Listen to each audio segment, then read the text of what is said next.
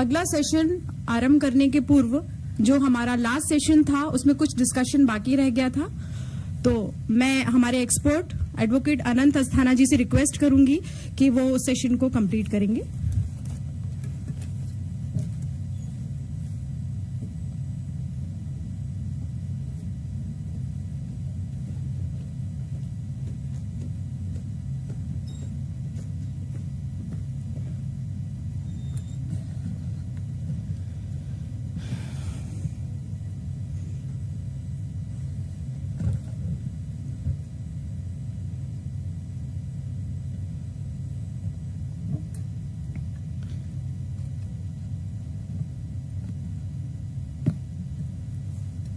हमारा एक सत्र शुरू का जो फेयर ट्रायल और चाइल्ड फ्रेंडली प्रोसीजर वाला एक सत्र था, तो उसमें हमको कुछ बातें अपनी रखनी थी क्योंकि हम लेट हो गए आने में, तो वो मौका हमको नहीं मिल पाया।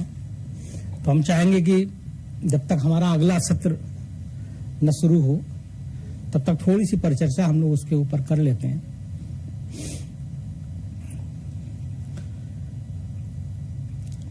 अगर आपके ऊपर आरोप लगे अपराध करने का, चलिए आप पे न लगे हम पे लगे, तो हमको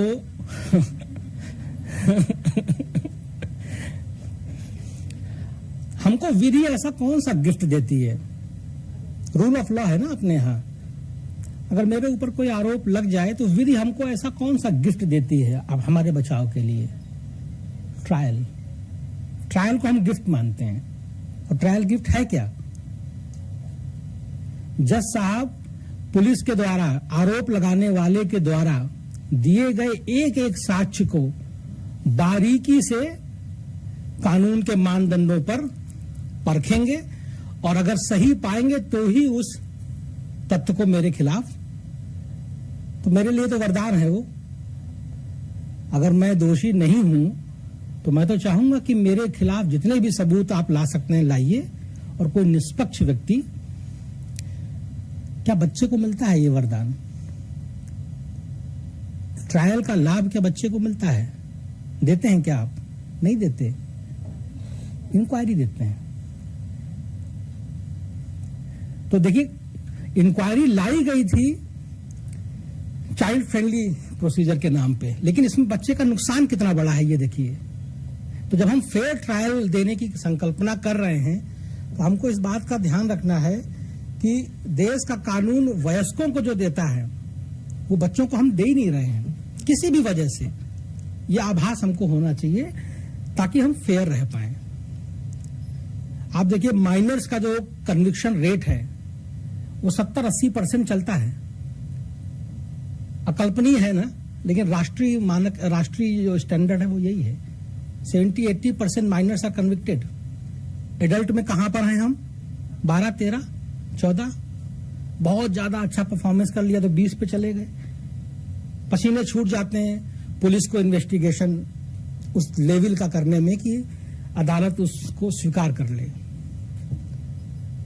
तो इसीलिए हम फेयर ट्रायल की शुरुआत इसी बात से करना चाहते थे कि जो बच्चा हमारे सामने खड़ा है वो सबसे कमजोर कैटेगरी का एक्यूज्ड है, सबसे असहाय, उसको ट्रायल तक नहीं दे रहे हैं हम, उसको इंक्वायरी देते हैं,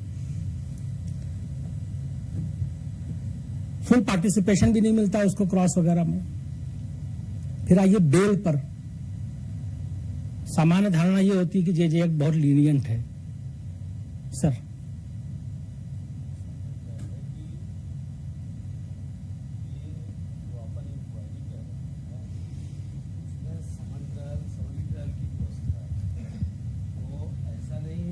ट्रायल नहीं हो रहा है या उसको अपॉर्चुनिटी नहीं मिल रही है। राइट। उसको समन ट्रायल के रूप में पूरी अपॉर्चुनिटी मिल रही है, उसको समरी ट्रायल के रूप में पूरी अपॉर्चुनिटी मिल रही है।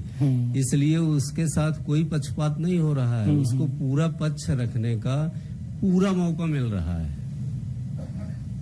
ऐसा है। ठीक।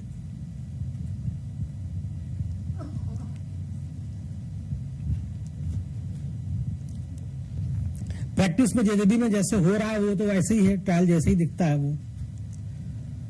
इसलिए आपकी बात सही है कि जिस तरीके से ऑपरेशनलाइज होता है वो, उसमें वो लगता है कि मिनी ट्रायल जैसा ही है। सेशन ट्रायल नहीं हो रहा है, समरी इंक्वायरी हो रही है। लेकिन कानूनी दृष्टि से ये बच्चा हमारा उस लेवल पे नहीं होता जिस लेवल पर एडल्ट अक्यूज्ड एक छोटी छोटी, अब जैसे जेजेबी में सामान्य बात होती है, साहब फोटोग्राफर का क्या करना है, छोड़ दीजिए, इसका नहीं कराएंगे। रेगुलर ट्रायल में मजाल है कि कोई आप एक विटनेस भी ड्रॉप करवा दीजिए।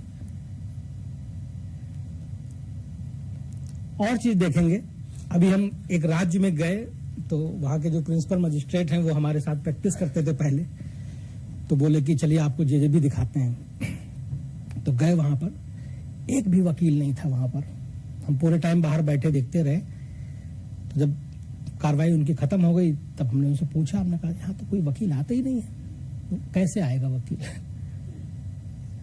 आप लोगों ने कानून बना रखा है कि जेजेबी ऑब्जर्वेशन होम से ही चलेगी। ऑब्जर्वेशन होम शहर के बाहर है, जमीन शहरों में है ही नहीं। 50 किलोमीटर दूर, 40 किलोमीटर दूर बसें शहर के अंदर चलती हैं। बाहर ऑब्जर्वेशन होम में जब मुकदमे चल रहे हैं, हम खुद आते हैं, या हमारे लिए संघर्ष है। लेकिन जो वकील आने वाला है वो कितनी फीस चार्ज करेगा? उन्होंने फिर हमको ब्यौरा भी दिया। उन्होंने कहा आपको प्राइवेट ऑटो बुक करना पड़ता है शहर के अंदर से, 250 रुपया लेता है वो आने का। और आ तो गए, फिर जाएंगे कैसे? क्योंकि शाम का 5 बज जाएगा, अंधेरा हो जाएगा, लुटने का डर है। तो ऑटो आपको रोकना पड़ता है, 500 रुपए उसका एक्स्ट्रा लेता है। 1000 रुपए पर डेट की हियरिंग का जाता है। कौन आदमी आएगा? तो पहली बात तो फरियादी ही नहीं आते, जिनके खुद के बच्चे हैं उनके माँ बाप नहीं आते, क्योंकि इतनी उनकी कैपेसिटी नहीं है। आई एम श्योर इस तरह के अनुभव आपके राज्यों में भी कई जगहों पर होंगे। हमारा ध्यान जाता हो न जाता हो, लेकिन लोगों का रोजगार चला जाता है उस चक्कर में। क्या इसका कोई उपाय कर सकते हैं? तो एक अपने यहाँ उपाय है जेजे एक्ट में, जिसमें जेजे बोर्ड को पावर है। जेजे बोर्ड को पावर है, उसका इस्तेमाल होता होगा कुछ जिलों में जरूर। हमारा अनुभव यह था, हमने अर्जी लगाई एक केस में। हम लीगल एड के ओम्बुड्समैन भी हैं, तो हमने अपने एक लीगल एड लॉयर को कहा कि भाई जो बहुत गरीब बच्चे आते हैं उनमें लगाओ जरा। तो उसने लगाया, डिसमिस हो गई उसकी एप्लीकेशन। और फिर उसको अपील करवानी पड़ी, तो लीगल एड से ही अपील हुई। फिर अपील में वो जीता। फिर हमने 1 महीने बाद उसको फोन किया अपने लॉयर को, कहा भाई पैसा मिला क्या? बोले सर वो पार्टी ही छोड़ छाड़ के चली गई, इतना डिले हो गया इसमें कि वो पैसा जो उसको उसी दिन चाहिए था, उसके लिए अपील से कानूनी रूप से तो हम जीत गए कि भाई बच्चे का राइट है मिलने का। लेकिन व्यवहार में उसको उतारने में इतना समय खर्च हो गया कि उस पैसे का कोई लाभ उस परिवार को या बच्चे को मिलने का कोई औचित्य नहीं है। ऐसे कई उदाहरण आप सब भी जानते हैं, हम भी जानते हैं। इस मंच से उसको कहने का उद्देश्य ये नहीं है कि किसी को बुरा लगे। उसको कहने का उद्देश्य ये है कि वो हम सबकी साझा चिंता है वो, कि जुवेनाइल जस्टिस कैसे मीनिंगफुल बने उस बच्चे के लिए, जिसके लिए उसको क्या दिखता है लाभ होते हुए। एक उदाहरण हम आपको साझा करेंगे। ड्रग के चलते बहुत बड़ी तादाद में बच्चे क्राइम करते हैं। शुरुआत होती है सोल्यूशन से और फिर वो आगे तक लाई जाती है। तो हमने खुद देखा कि वो आमतौर पर परिवार जो भागते हैं जुवेनाइल बोर्डों से, जैसे ही जल्दी से मुकदमे निजात मिल जाए, तारीखें बंद हो जाएं, जैसे ही ड्रग री-एडिक्शन सेंटर सेटअप हो पाया और बच्चों का फ्री में इलाज सरकार करवाने लगी, हमने देखा लोग अपने बच्चों को ले कर आने लगे। तो जो सर कह रहे थे माय लॉर्ड, व्यवस्था में विश्वास हम सृजित कर पाए क्या समाज का? यही परिवार जो अभी अपने बच्चों को छिपा रहे हैं, बड़ी तादाद में बच्चे गायब हो जाते हैं ना बेल देने के बाद, उसकी बड़ी वजह यह है कि उन बच्चों को मुसीबत लगती है। ये वो बेल देने के बाद बच्चे लेके भाग जाते हैं। लेकिन अगर यही व्यवस्था इस तरीके से काम करने लगे कि उसमें उन बच्चों को लाभ मिलने लगे, उनके बच्चों का जो बीमार बच्चे हैं उनका आपके आदेशों पे इलाज होने लगे, नशे का इलाज होने लगे, उनके स्कूलों में एडमिशन होने लगे, उनके जन्म के कागज बनने लगे, तो देखिए लाइन लग जाएगी। यही बच्चे जो आज भाग रहे हैं व्यवस्था से, और कई कई तरह के प्रयास हुए हैं। तो फेयर ट्रायल की चर्चा को हम सिर्फ मुकदमे तक सीमित करके न देखा जाए, ये मेरा अनुरोध रहेगा, क्योंकि ट्रायल के ऊपर तो हम लोग खूब बात करते हैं, उसकी बारीक न्यूआंसेस के ऊपर दिन रात मुकदमे हम लोग लड़ रहे हैं, आप लोग फैसले कर रहे हैं। लेकिन जुवेनाइल बोर्ड में उस पूरी प्रोसीडिंग का बच्चे को सेंस कैसे मिले, तो बहुत सारे ऐसे प्रावधान हैं जिनको आइडेंटिफाई करके, अभी डायवर्जन पर बात चल रही है आजकल। मेरे लिए डायवर्जन कोई नई चीज नहीं है, चर्चा नई है, वैसे चर्चा भी नई नहीं है, चर्चा भी अधिकारली नहीं है। डायवर्जन पर तो दशकों से चर्चा हो रही है। डायवर्जन क्या है? डायवर्जन एक ऐसा विश्वास है, ये कहता है कि लोगों का कानूनी व्यवस्थाओं के साथ जो कांटेक्ट है वो बेयर मिनिमम हो तो ही बेहतर है जुडिशियल प्रोसेसेस के साथ। और बच्चे के लिए प्रोफेसर वेद कुमारी कहती हैं कि किसी बच्चे के लिए जीवन की सबसे बड़ी दुर्घटना है उसका कानून के संपर्क में आ जाना। वो सबसे बड़ी दुर्घटना उस बच्चे के लिए होती है। वो ट्रॉमा कभी भी, एक टॉक्सो के केस का बच्चा था, वो कहीं से मेरा नंबर ढूंढ के ले आया और उससे हमने थोड़ी बात कर ली। वो दिन रात मैसेज करता था, दिन रात, और उसको वेदना क्या थी, उसको लगता था he was a meticulous student, बढ़िया नौकरी कर रहा है अभी वो, लेकिन उसकी वेदना हम समझ पाते थे। वो ये चाहता था कोई 24 घंटे उसको ये अश्योर करता रहे कि तुम्हारी जिंदगी खराब नहीं होगी। हमको लगता शायद वो डिप्रेशन वगैरह में भी चला गया होगा। 3-4 साल उसको लग गए उस मुकदमे से बाहर आने में।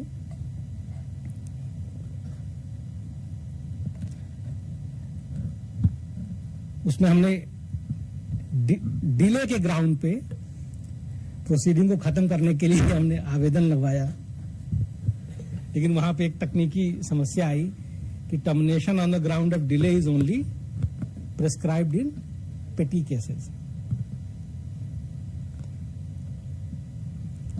हमने उसमें तर्क ये दिया कि जो 4 से 6 महीने का समय सीमा है उसको आप तभी प्रोसीड कर सकते हैं जब सीजेएम साहब अप्रूवल दे दें।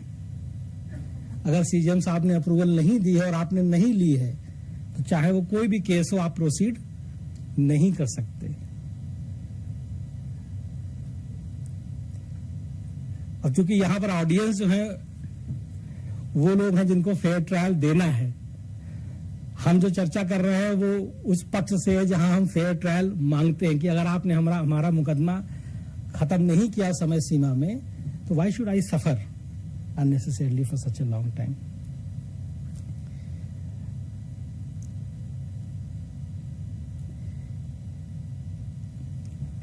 जो बच्चे इंस्टीट्यूशंस में चले जाते हैं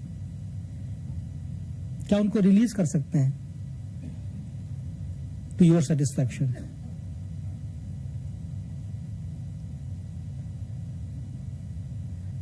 if my purpose has been served, मेरा पर्पज क्या था जब हमने नहीं आपने जब बच्चे को भेजा था 3 साल के लिए, तो आपने उसको पनिशमेंट तो नहीं दिया था ना। वो that was the time you thought will be sufficient for reformation. यही होता है ना सीसीएल में कि वो धारा 18 के जो कई उपाय होते हैं उसमें से एक उपाय होता है कि आप अधिकतम 3 वर्ष की समय सीमा के लिए बच्चे को, उसको जन सामान्य में कहा जाता है 3 साल तक की सजा होती है, लेकिन असल में वो 3 साल की सजा नहीं है। वो 3 साल है जो जुवेनाइल बोर्ड राज्य को देता है किसी बच्चे को रिफॉर्म करने के लिए।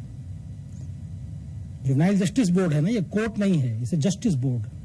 तो राज्य को 3 साल का समय देता है कि 3 साल का समय दे रहे हैं और तुमको सुपुर्दगी दे रहे हैं, ले जाओ अपने स्पेशल होम में रखो, सुधारो इसको। ये है उसका मंतव्य।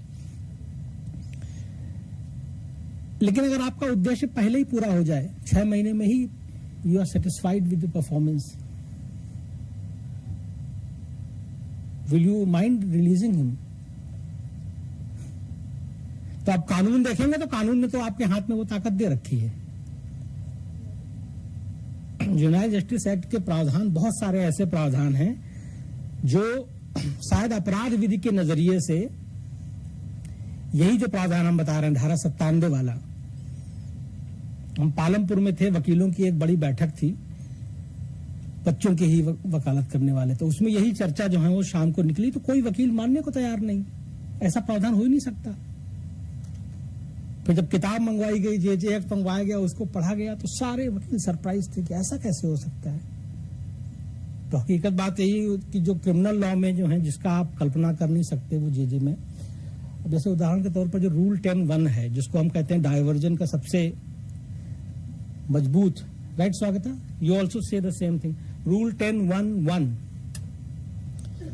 वो डायवर्जन का सबसे मजबूत प्रावधान है, सिंपल सा प्रावधान है।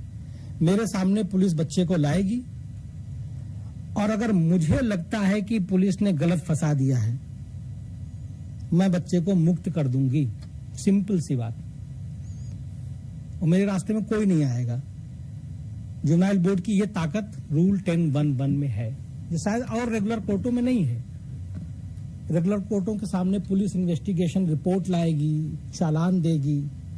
आप देखिएगा रूल 10(1)(1) का जो पुराना वर्जन है 2007 में, जो पुराना रूल था मॉडर्न रूल का, उसमें एक शब्द इस्तेमाल हुआ था, evidence, on the consideration of evidence.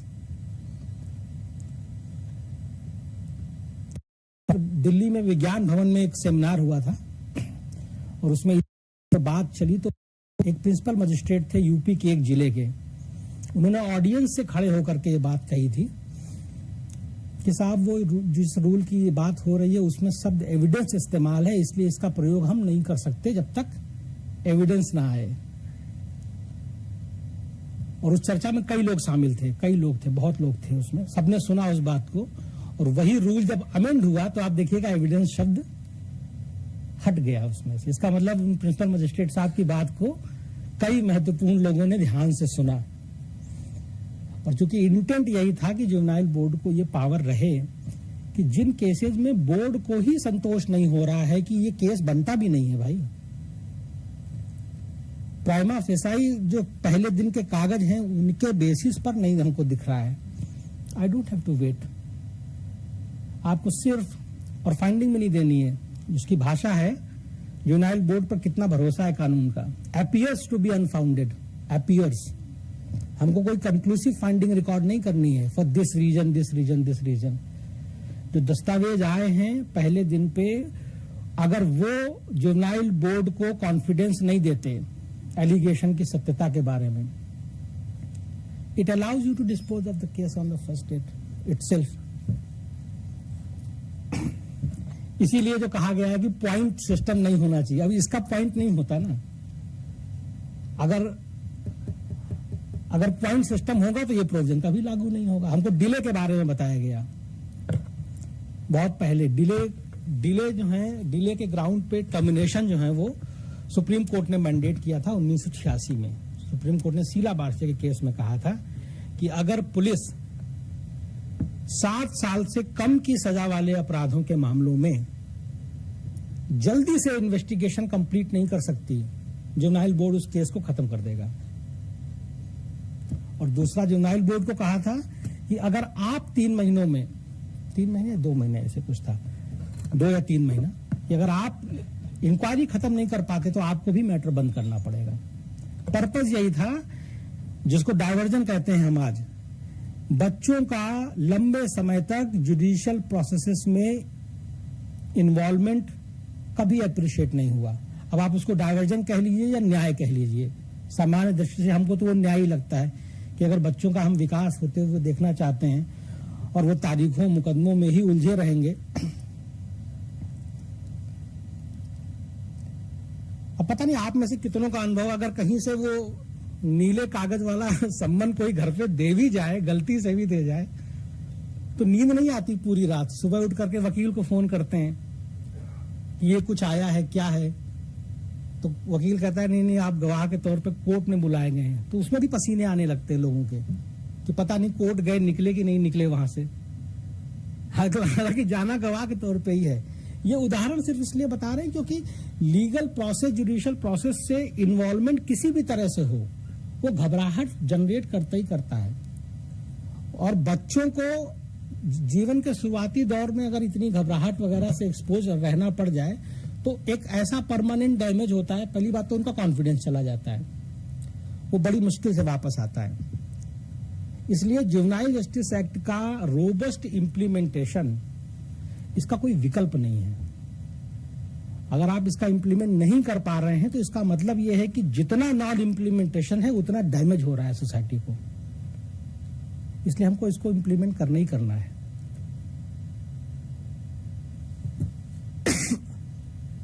ये जो वरुण चंद्र ठाकुर वाला जजमेंट आया, आप में से कई लोगों ने देखा होगा। बारीक जजमेंट है, बड़ी छोटी छोटी चीजों के ऊपर निष्पत्तियां हैं, कुछ चीजों को उन्होंने ओपन छोड़ दिया है। जैसे ये वाला मुद्दा उन्होंने ओपन छोड़ दिया कि जो पुराने केसेस हैं, डिले हो गया है बहुत, उसमें पीए हो पाएगा नहीं हो पाएगा, वो उन्होंने ओपन छोड़ दिया। एक नियम है कि जब आप प्रिलिमिनरी असेसमेंट कर रहे हैं तो प्रिलिमिनरी असेसमेंट करते समय आप पुलिस से उनके इन्वेस्टिगेशन के कागज मांग सकते हैं। क्या राय है आपकी? यहां पुलिस ऑफिसर्स कितने हैं? हाथ रेज करेंगे। आप एक केस का इन्वेस्टिगेशन कर रहे हैं, मैं जेजेबी हूं, मैं आपसे कह दूं सर आप इन्वेस्टिगेशन करते रहिएगा लेकिन जितने कागज हो गए हमको दे जाइए, दे पाएंगे? क्यों? सब पुलिस ऑफिसर्स का यही मत है क्या? लेकिन लॉ तो यही है, रूल 10(5) लॉ तो यही है कि अगर जेजेबी ने 16-18 वाले ग्रुप में कैसे इसको रिजॉल्व करेंगे? जुवेनाइल बोर्ड को सर पावर है, आपसे मांग सकते हैं इन्वेस्टिगेशन के सारे कागज और सारे बयान। चालान आपका रेडी हो न रेडी हो, 1 महीने के अंदर आपने इन्वेस्टिगेशन में। इसलिए हम जब पुलिस को ट्रेनिंग देते हैं हम उनको बोलते हैं कि पेटी सीरियस ऑफेंसेज में तो आपके पास 60 दिन का टाइम है, हीनियस ऑफेंसेज में आपके पास 30 दिन का भी टाइम नहीं है, क्योंकि 30 दिन पार होते ही आपको बोर्ड कभी भी कागज मांग लेगा, आपका इन्वेस्टिगेशन गया। और रूल 10(5) में एक चीज लिखी हुई है कि जब बोर्ड कागज मांगेगा तो वो कागज केवल बोर्ड इनर केस डायरी लेते हैं ना, जुडिशियल ऑफिसर्स पार्टी को दिखाते हैं क्या इनर केस डायरी? नहीं दिखाते, आप खुद देखते हैं। लेकिन यहां पर देखिए पुलिस के सारे कागज आप ले रहे हैं 10(5) के पर्पस के लिए, और उसमें लिखा हुआ a copy shall be provided to CCL। क्यों है ऐसा प्रावधान? पंजाब हरियाणा हाईकोर्ट ने कहा कि यह संभव नहीं है। ये उन्होंने कमेंट किया, रिकॉर्ड किया अपने रायन स्कूल वाले जजमेंट में, उन्होंने रिकॉर्ड किया कि ये ऐसा मैंडेट लॉ में है, लेकिन ये पुलिस के लिए बहुत प्रैक्टिकल डिफिकल्टी खड़ी करता है। तो उन्होंने एक तरीका निकाला, उन्होंने कहा ऐसा है कि पुलिस से हम कागज नहीं लेंगे, हम उनसे समरी ले लेंगे, एक 2 पेज का ब्यौरा कि अब तक इन्वेस्टिगेशन में क्या क्या निकल करके आया, तो अलग से एक नया कागज बना करके। अब जब वरुण चंद्र ठाकुर में ये इशू आया तो सुप्रीम कोर्ट ने इस पे ना सपोर्ट में कोई बात कही ना अपोजिशन में बात कही, छोड़ दिया उसको। तो हमारे सामने इशू अभी भी ओपन एंडेड है। वरुण चंद्र का जितना भी डिसीजन है, वरुण चंद्र और उसके बाद एक और है नागपुर हाईकोर्ट का एक डिसीजन अभी आया है। वरुण चंद्र ने तो सारा ध्यान इस चीज पे दिया कि जो बच्चा है क्या उसको प्रिलिमिनरी असेसमेंट के प्रोसेस में इफेक्टिवली पार्टिसिपेट करने का मौका मिला क्या। नागपुर हाईकोर्ट ने जो अभी डिसीजन दिया recently, I think few months ago, उसमें उन्होंने कितनी छोटी छोटी चीजों का नोट किया है। उन्होंने कहा है कि जो जेजेबी का जो ब्यौरा है, रिकॉर्ड शीट, उस ब्यौरे को पढ़ने से कहीं भी ये स्पष्ट नहीं हो रहा कि क्या बच्चे का वकील मौजूद था, क्या जो एप्लीकेशनें फाइल की गई क्या उनकी कॉपी बच्चे को गई, right?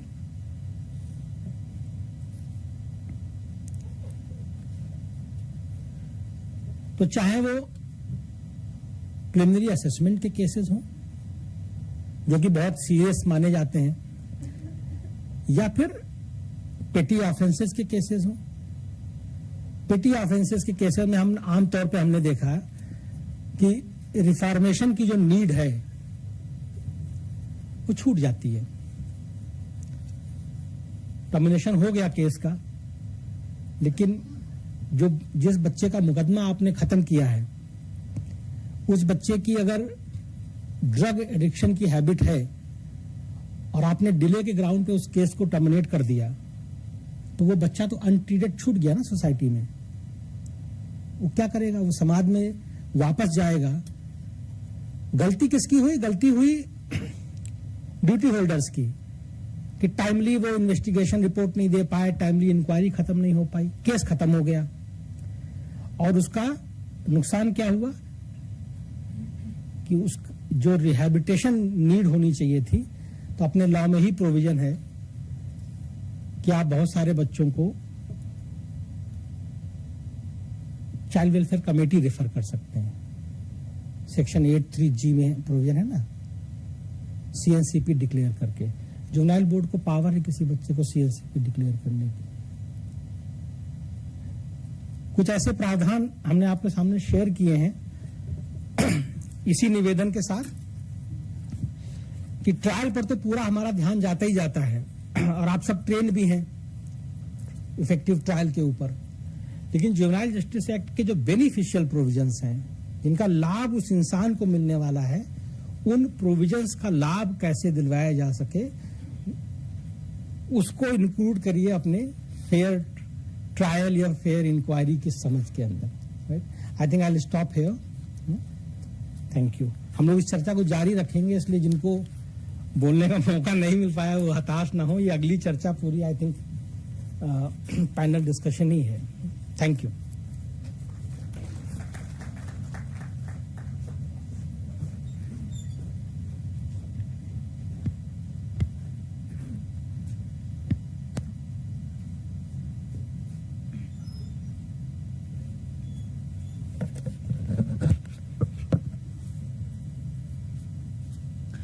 I, Swapnashri Singh, Deputy Secretary, MP State Legal Service Authority, welcome you all to the last and one of the most important session of this state consultation on our child protection, Vimarsh. Since last 2 days, we have done brainstorming on various issues of the Juvenile Justice Act. Now it is time to prepare the strategy for implementing the Act more effectively.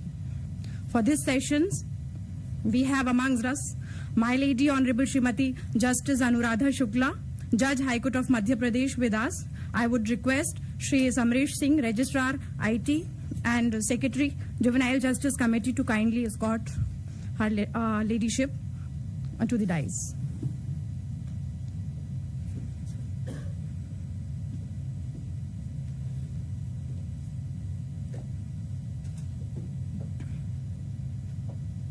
Thank you, sir. I request all the resource persons of this session, Shri Anant Asthana, Ms. Swagata Raha, and Ms. Arlene Manoharan, to kindly grace the dais.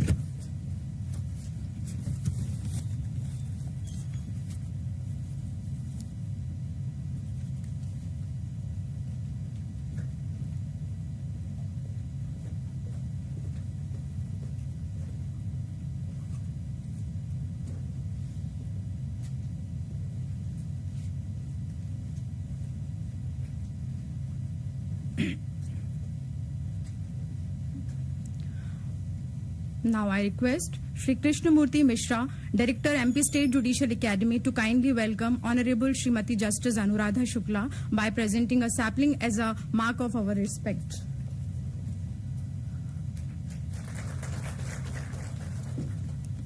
Thank you, sir. I now request Shri Uma Shankar Agrawal, Secretary, District Legal Service Authority, Jabalpur, to kindly welcome Ms. Swagata Raha by presenting a sapling.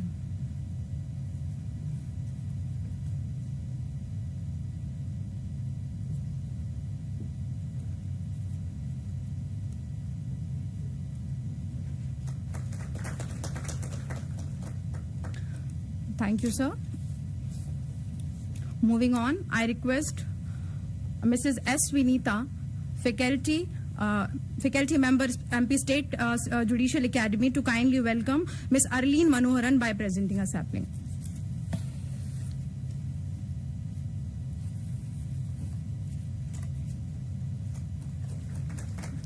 Thank you, madam. Without taking much time, now I humbly request Honorable Srimati Honorable Justice Anuradha Shukla Madam to kindly address the gathering. सभी को नमस्कार। मैं अपना परिचय देती हूँ। मैं पिछले 33 साल से एमपी डिस्ट्रिक्ट जुडिशरी की सदस्य रही, विभिन्न पोस्ट पे रही। अभी हाई कोर्ट में हूँ। 2015 में जब ये एक्ट आया, तब उसके बाद में लगभग डेपुटेशन का पीरियड ज्यादा रहा, तो काम इसमें करने का कम मौका मिला। इसी वजह से ज्यादा एंजाइटी रही, तो मैं पिछले 2 दिन यूट्यूब के माध्यम से इस पूरे प्रोग्राम से जुड़ी रही और बहुत बहुत ज्यादा एजुकेटिव और रिसोर्स पर्संस जो हैं दे आर वंडरफुल। आप लोगों की तरफ से भी इतना बढ़िया पार्टिसिपेशन था कि कितनी चीजें मेरे लिए जो बिल्कुल नई तरीके से सीखने जैसी हुई। मैं कुछ शुरू करने से पहले एक वीडियो क्लिप दिखाना चाहती हूँ जो एक डॉक्यूमेंट्री का हिस्सा है। Can we have the video, please?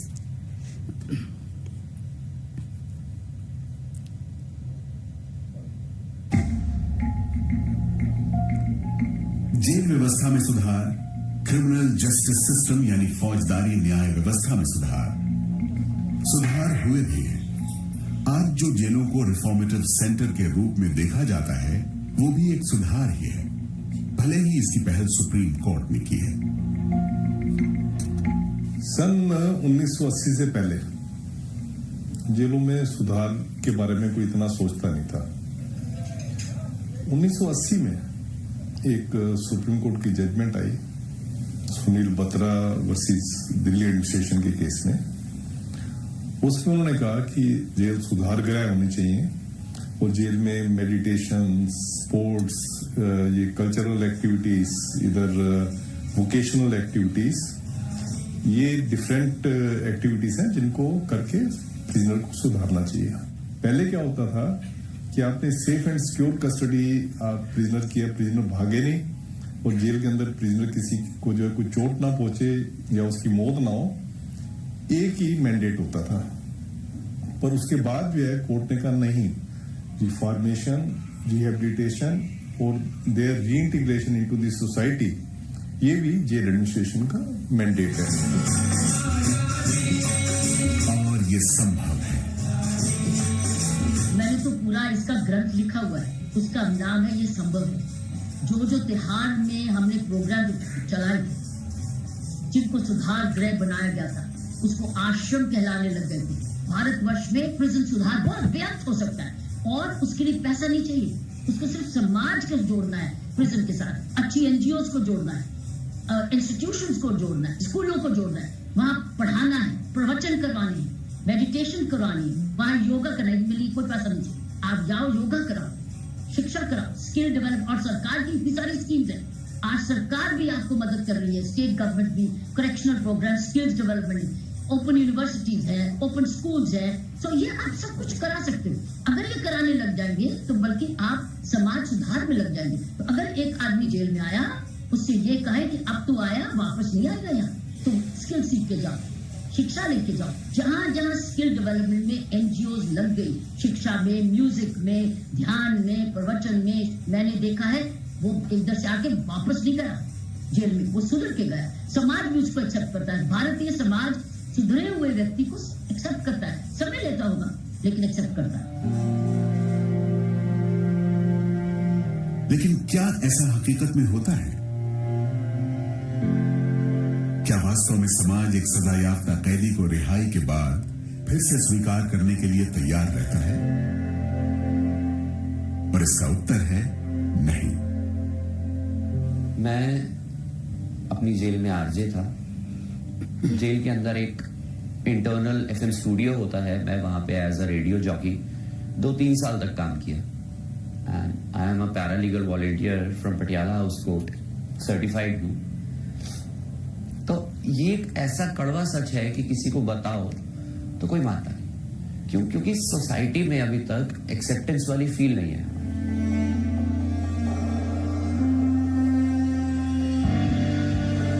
अभी रिसेंटली 1 हफ्ते पहले ही मैं 4 जगह से रिजेक्ट हुआ। क्यों?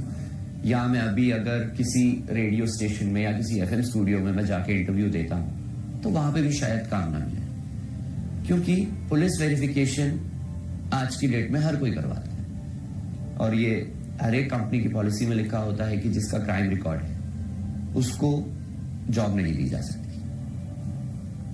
स्कूल में एक गलती की सजा टीचर एक ही बार देते थे, घर पे भी एक गलती की सजा माँ बाप से एक ही बार मिली कि अगर जज ने सजा दे दी है और वो इंसान अपनी सजा पूरी करके बाहर आ गया है, उसके बाद ये सोसाइटी को सजा देनी शुरू करती है। इसके लिए लोगों को अपना नजरिया बदलना होगा, उसमें वक्त लगेगा। इससे भी बेहतर यह होगा कि समाज को स्वस्थ और आपसी सूझबूझ वाला बनाने की ओर प्रयास हो। जब समाज में अपराध एक बीमारी की तरह फैल रहा हो तो अस्पतालों में बढ़ते मरीजों की गिनती की जगह उन जगहों की भी पहचान करनी होगी जहां यह बीमारी फैल रही है और बीमारी को पैदा होने से पहले ही रोकने की कोशिश करनी होगी। आप लोगों को लग रहा होगा कि मैंने ये क्यों दिखाया, बिल्कुल आउट ऑफ कंटेक्स्ट। यहाँ कोई मतलब नहीं है कि कोई डिस्क्वालीफाई होगा। सेक्शन 2476 सब अपने आप में बहुत ज्यादा सामने है, लेकिन मेरे को इसको दिखाने के पर्पस 2 थे। एक तो ये शायद नई उम्र के लोग नहीं जानते होंगे, लेकिन जेलों में रिफॉर्म का एक बड़ा हाइप्ड प्रोग्राम था। आज 30-40 साल बाद हम जानते हैं कि वो एक फेलियर साबित हुआ है। इस प्रोग्राम का पुराना पिछला पार्ट अगर आप देखें तो वो कैदी ये कहते हुए दिखाई दे रहे हैं कि बैरक में सोने के भी पैसे देते हैं और नहीं तो फिर टॉयलेट्स हैं जहां सोया जा सकता है। क्या योगा और क्या आश्रम, मतलब ये सिर्फ कागजी बातें हैं। इस प्रोग्राम का इस क्लिप का दूसरा हिस्सा वो मैं बाद में चर्चा करूंगी। दिखाने का मतलब ये था कि हम रोड मैप की बात कर रहे हैं तो वो रोड मैप ऐसा ही ना हो जैसा ये इसका नतीजा निकले।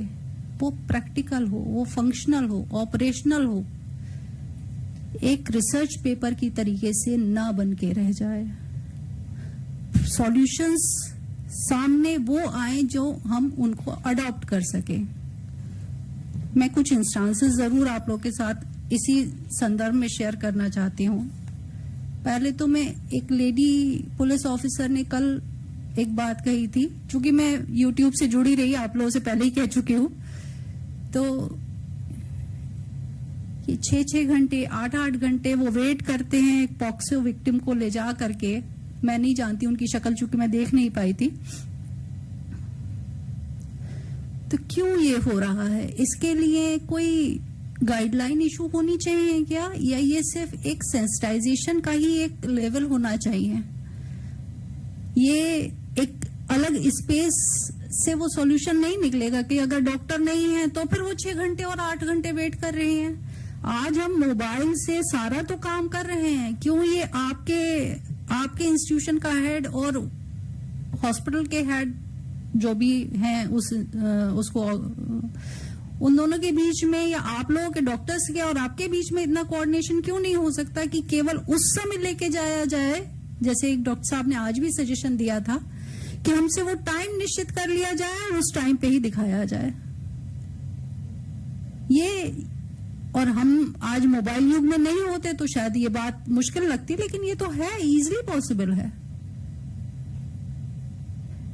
तो यहाँ हम केवल रिसर्च पेपर, रोड मैप में रिसर्च पेपर तैयार करने का उद्देश्य ना हो, यही मेरा आग्रह रहेगा। दूसरी चीज जिसको मैं और यहाँ पे अस्थाना साहब का बहुत ज्यादा इस पे फोकस रहा, प्रिलिमिनरी असेसमेंट का, मैंने कुल मिलाकर के एक ही केस किया है 2015 के, ये मेरा एडमिशन है। तो मैं यहाँ पे सबसे कम जानकार लोगों में से एक हूं। लेकिन उस केस ने पढ़ने के बाद मैं रात को बहुत देर तक डिस्टर्ब रही।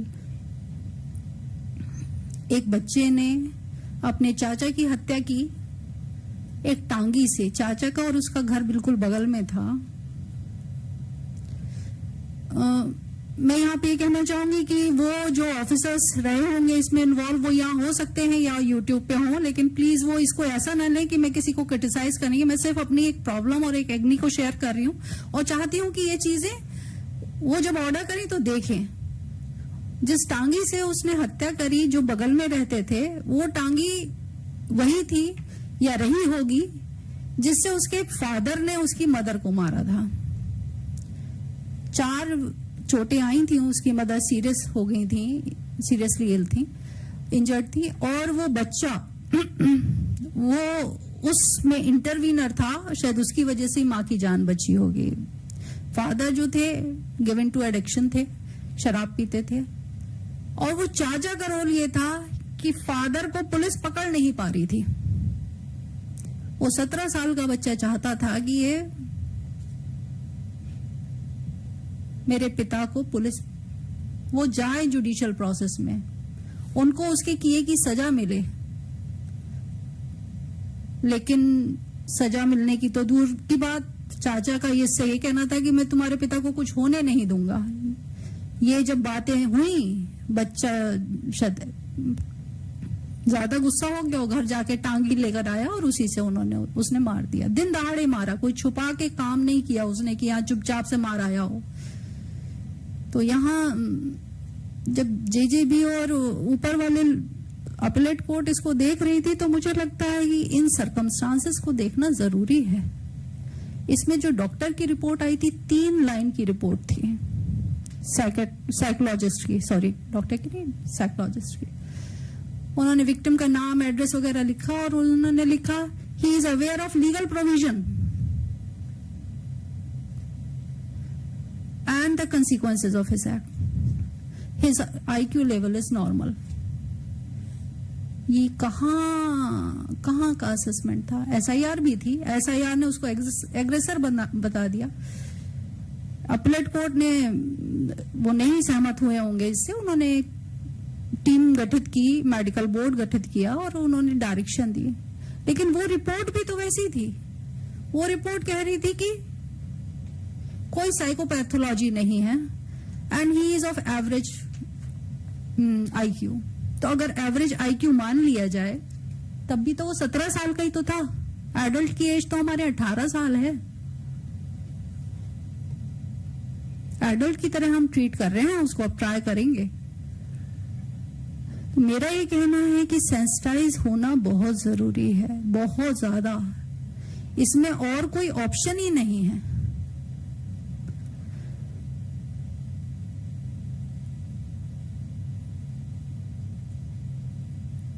सेंसिटाइज होने के लिए मैं अपना एक और एक्सपीरियंस शेयर करूं। हमको एक जगह जाना पड़ा, कनाडा का एक शहर था जो अटलांटिक ओशन के से लगा हुआ था और 22 झीलों का शहर था। उसके बाथरूम में 3 जगह बोर्ड लगे थे, कहना चाहिए कैप्शन लगे थे कि पानी प्रीशियस है, संभाल के इस्तेमाल करिएगा। ये 22 झीलों का शहर था। तीन ऐसी जगह जहां पे पानी का वेस्टेज संभव था, तीनों जगह उन्होंने हमको सेंसिटाइज कर रखा था। हमको नहीं कि हम इंडियन हैं, हमको कोई ऐसा नहीं, उनको ये नहीं पता था कि कोई इंडियन यहाँ आएगा। उन्होंने अपने हर ऑक्यूपेंट को सेंसिटाइज किया था। तो कहीं पे भी जहां हमको लगता है इसको ऐसे ले लिया जाए, ऐसा नहीं ले सकते। वहां तो पानी की इफरात होने के बावजूद वो इस चीज की प्रिकॉशंस ले रहे थे। इस प्रोग्राम का मैं ज्यादा समय नहीं लूंगी। इस प्रोग्राम का जो दूसरा, इस वीडियो क्लिप का जो दूसरा हिस्सा था, उन्होंने कहा था कि बीमारी को वहीं पकड़ा जाए, वहीं इलाज किया जाए जहां वो हो, जहां से उसको हम रोक सकते हैं। इस पे भी मैं अपना एक एक्सपीरियंस शेयर करूंगी। मैं फैमिली कोर्ट में जबलपुर में पोस्टेड थी।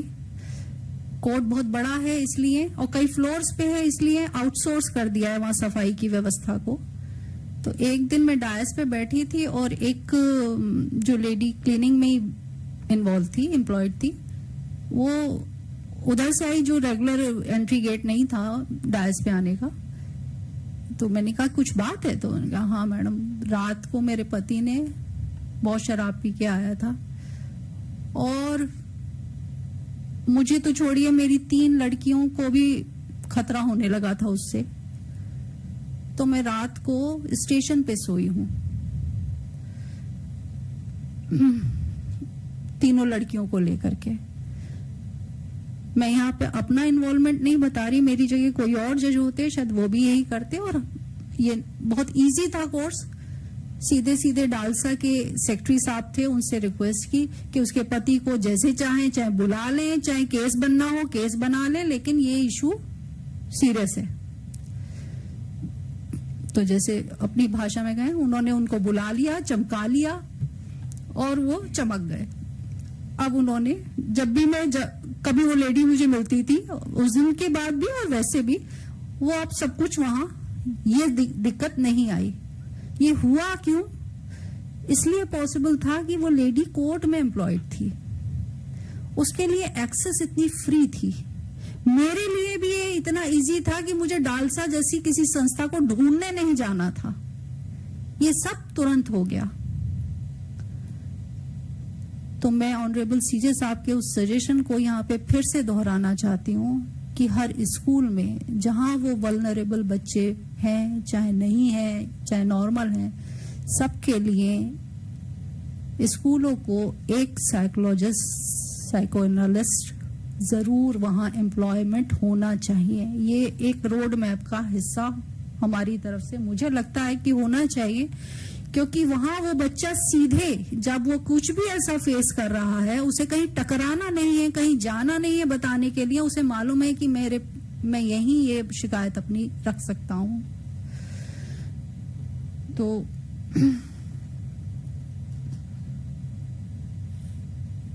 और ये बात मैं इसलिए भी कह रही हूं कि जब हम सब तरह के काम कर सकते हैं, हम जज होने के बाद गली गली, नुक्कड़ नुक्कड़, चौराहे पे डिसीजन देने के बजाय लोगों को समझाने जाते हैं, साक्षरता शिविर में जाते हैं, हम आंगनवाड़ी का दलिया चेक करने भी गए हैं। शिक्षक जो हैं वो इलेक्शन ड्यूटी में भी काम करते हैं। कंपनीज का CSR का पैसा उनके लिए मजबूरी है, महिलाओं को ऊपर टॉप लीडरशिप में होना चाहिए। तो जब सब कुछ हो सकता है तो एक स्कूल में एक, चाहे पार्ट टाइम चाहे एक फुल टाइम, एक साइकोलॉजिस्ट होना इतना कितना मुश्किल काम होगा। ये वो जगह है जहां वल्नरेबल लोग हमें मिलेंगे और उन्हें इजी एक्सेस मिलेगी, उन्हें भटकना नहीं पड़ेगा। इसीलिए मैंने वो फैमिली कोर्ट की उस लेडी का एग्जाम्पल दिया। नहीं तो उसका क्या हो रहा होता मुझे नहीं पता, और उसकी बच्चियों का क्या हो रहा होता मुझे नहीं पता। तो मैं अब आगे के लिए पूरा सेशन सपोर्ट करती हूँ। Thank you, ma'am, for your valuable guidance and encouraging address on the sensitive issues of juvenile justice system. Now, we are open for plenary session. In this technical session, we will discuss under the roadmap of Madhya Pradesh, general discussion, prevention, rehabilitation, diversion, and non-custodial alternatives, right to fair trial and child-friendly procedure, minimum age of criminal responsibility, and age of criminal majority. So I request kindly share your views and participate.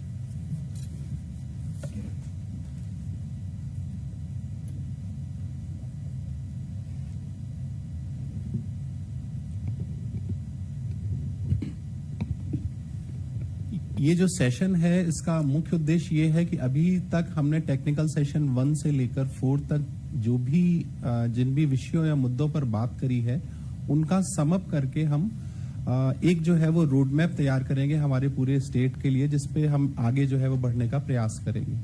तो ये session plenary रूप से जो है वो हमारे लिए इसलिए आवश्यक है कि आप खुलकर अपने विचार रखें यहाँ पर और बताएं कि क्या आपके हिसाब से आवश्यक होना चाहिए। एक विषय और एक बिंदु पर मैं जो है वो आपका ध्यान और आकृष्ट कराना चाहूंगा कि जो प्रिंसिपल ऑफ डाइवर्जन है जो सेक्शन 18 में दिया गया है उस पर भी जो है वो अभी बहुत ज्यादा चर्चा आप लोगों की तरफ से जो है वो नहीं हुई है। डाइवर्जन के हिसाब से जो है वो आप लोग प्रिंसिपल ऑफ डाइवर्जन से क्या समझते हैं और क्या होना चाहिए उसमें? प्रिंसिपल मजिस्ट्रेट्स को जो है वो किस तरीके से कार्य करना चाहिए, पुलिस को जो है वो प्रिंसिपल ऑफ डाइवर्जन पे किस तरीके से कार्य करना चाहिए, और क्या उन्होंने जो डाइवर्जन का टॉपिक था उससे उन्होंने क्या गैदर किया? अगर आप लोग हमें थोड़ा सा उसके बारे में बता सकेंगे तो बहुत अच्छा रहेगा।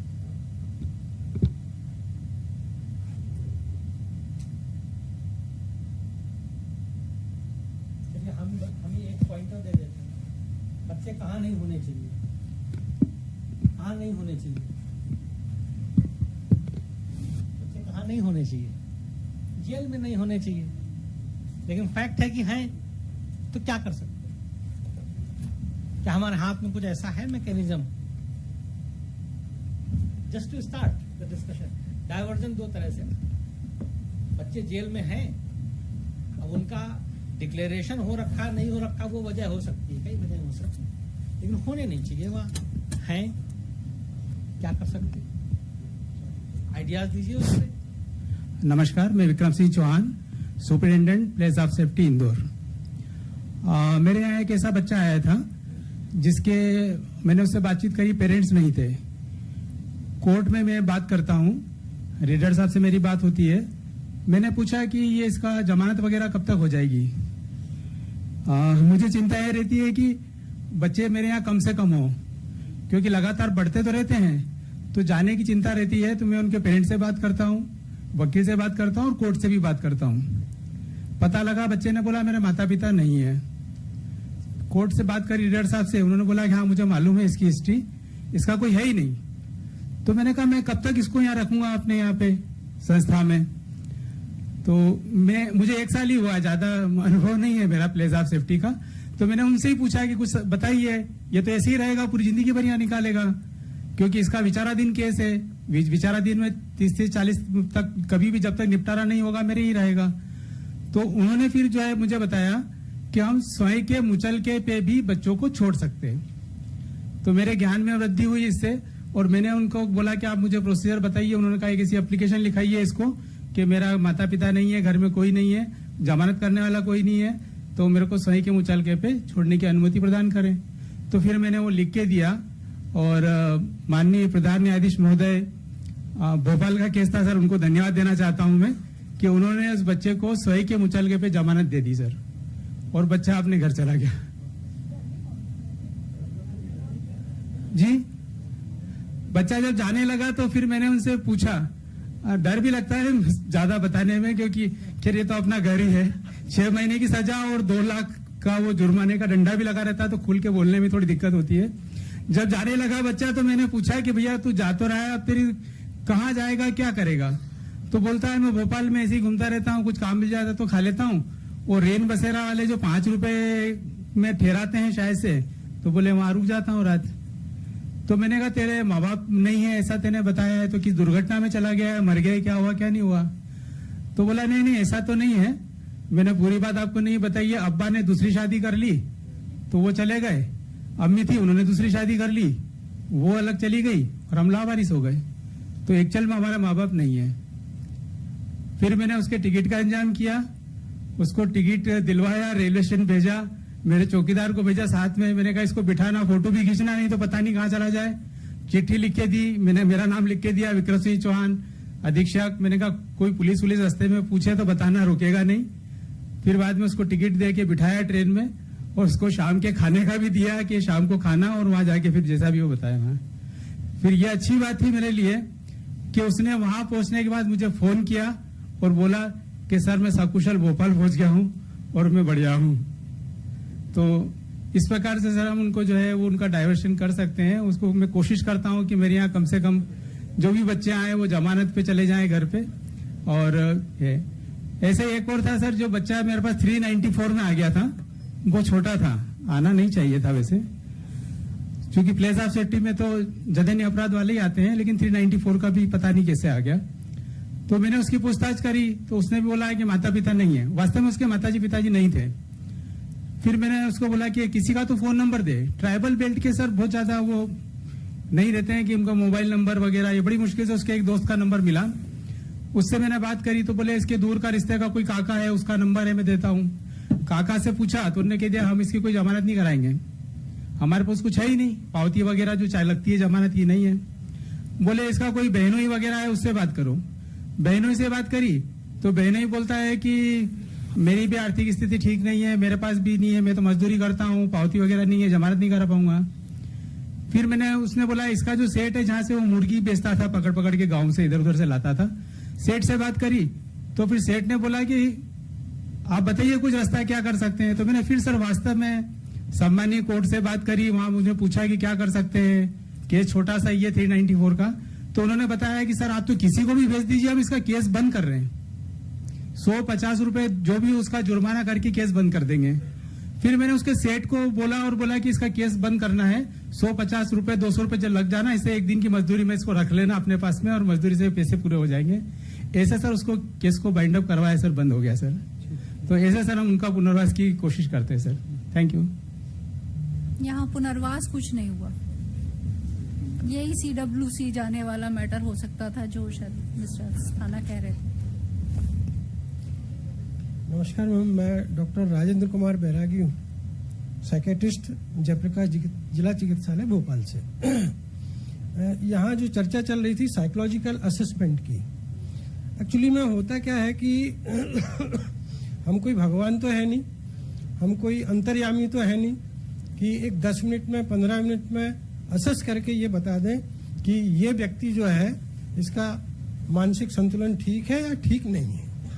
तो उसमें हमें दिक्कत जाती है। तो कई बार हम लोग ये लिख देते हैं कि IQ इसका नॉर्मल है, साथ साथ ये न्यायिक प्रक्रिया को समझने में सक्षम है। अब क्राइम जो 2 साल पहले किया है, 3 साल पहले किया है, उस समय क्या स्थिति थी उसकी, उसके बारे में हम लोग क्लियर नहीं कह पाते हैं। Thank you sir. मेरा एक सवाल है आपसे, मैं भी एक सेकंड थोड़ा, अभी NCPCR के भी रूल्स हैं और निम्हांस की गाइडेंस रूल्स भी हैं जो सिंपल ये कहते हैं कि आप असेस कैसे करेंगे।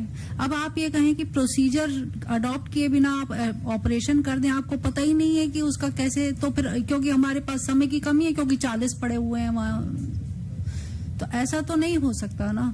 मतलब उस समय की कितना क्रूशल है। अस्थाना साहब ने बताया उस एग्जाम्पल को कि 3 साल बाद जब वो रिमांड होके केस गया या किसी और वजह से वो वापस गया तो बच्चा उस एज को पार कर गया, अब दोबारा से तो टेस्ट होगा नहीं। तो आपकी उस समय की जल्दबाजी ने एक केस का जो सही असेसमेंट हो सकता था, या तो वो वाकई ऐसा था जिसको एज अडल्ट ही ट्रीट होना था, या वो ऐसा नहीं था। दोनों ही दशाओं में हम सोसाइटी को और उसको और वो विक्टिम को भी, दोनों तीनों जो भी कोई उसमें से जुड़े हुए हैं, सबके साथ हम अन्याय कर रहे हैं। नहीं, एक्चुअली मैम हम लोग स्केल लगाते हैं और जो नाम से उन्हीं के हिसाब से स्केल मुझे नहीं लगता कि NCPCR के रूल्स अभी आपने पढ़े भी होंगे, मैं नहीं जानती, क्योंकि वो जो रिपोर्ट्स आई वो सिंपल इतना सा कह रही थी IQ लेवल इज नॉर्मल। मेरे को ये नहीं समझ में आया IQ लेवल से आप कैसे किसी की मेंटल एबिलिटी को, कि वो उसका सोशल डिसीजन लेने का कितना उसका डेवलप कर चुका है। वो सुप्रीम कोर्ट के वो वरुण चंद वाले केस में उन्होंने स्पेसिफिक कहा, अगर इस बात को किसी से पूछा जाए 6 साल के, 7 साल के, 8 साल के, सब साल, तो सबको पता है कि हाँ ये गलत है। उस उम्र के भी बच्चे को पता है हम गलत कर रहे हैं और इसकी सजा होगी।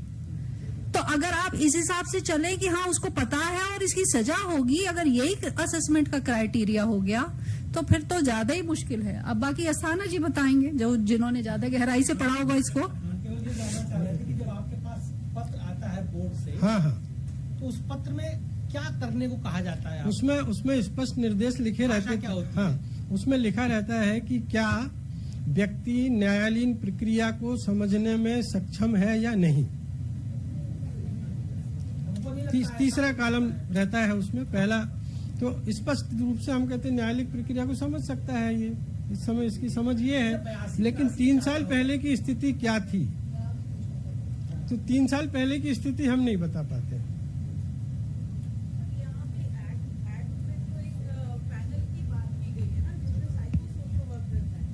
बट नॉर्मली हो रहा है कि वो साइकियाट्रिस्ट के पास ही जा रहा है ना।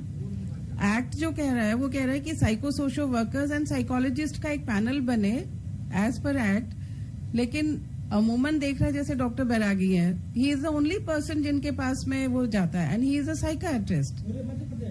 नो फॉर भोपाल का आपके पास जाता है, बट देर आर, तो वो मेरे को भी कई बार नहीं समझ, बिकॉज कई बार हम उसको देखते हैं कि वो एक लाइन लिखी होती है, समझ रखता है, समझ नहीं रखता है, बस एक कॉमन एक लाइन रहती है विच नॉर्मली जाता है। एक दो बार डॉक्टर बैरागी साहब के साथ बात भी हुई है इसके ऊपर, बट आई ऑलवेज वंडर कि एक्ट में लिखा है कि there will be a panel of psycho social workers and psychologist, तो वो कॉन्ट्राडिक्टरी है, तो वो मुझे नहीं समझ में आता है कि क्या है।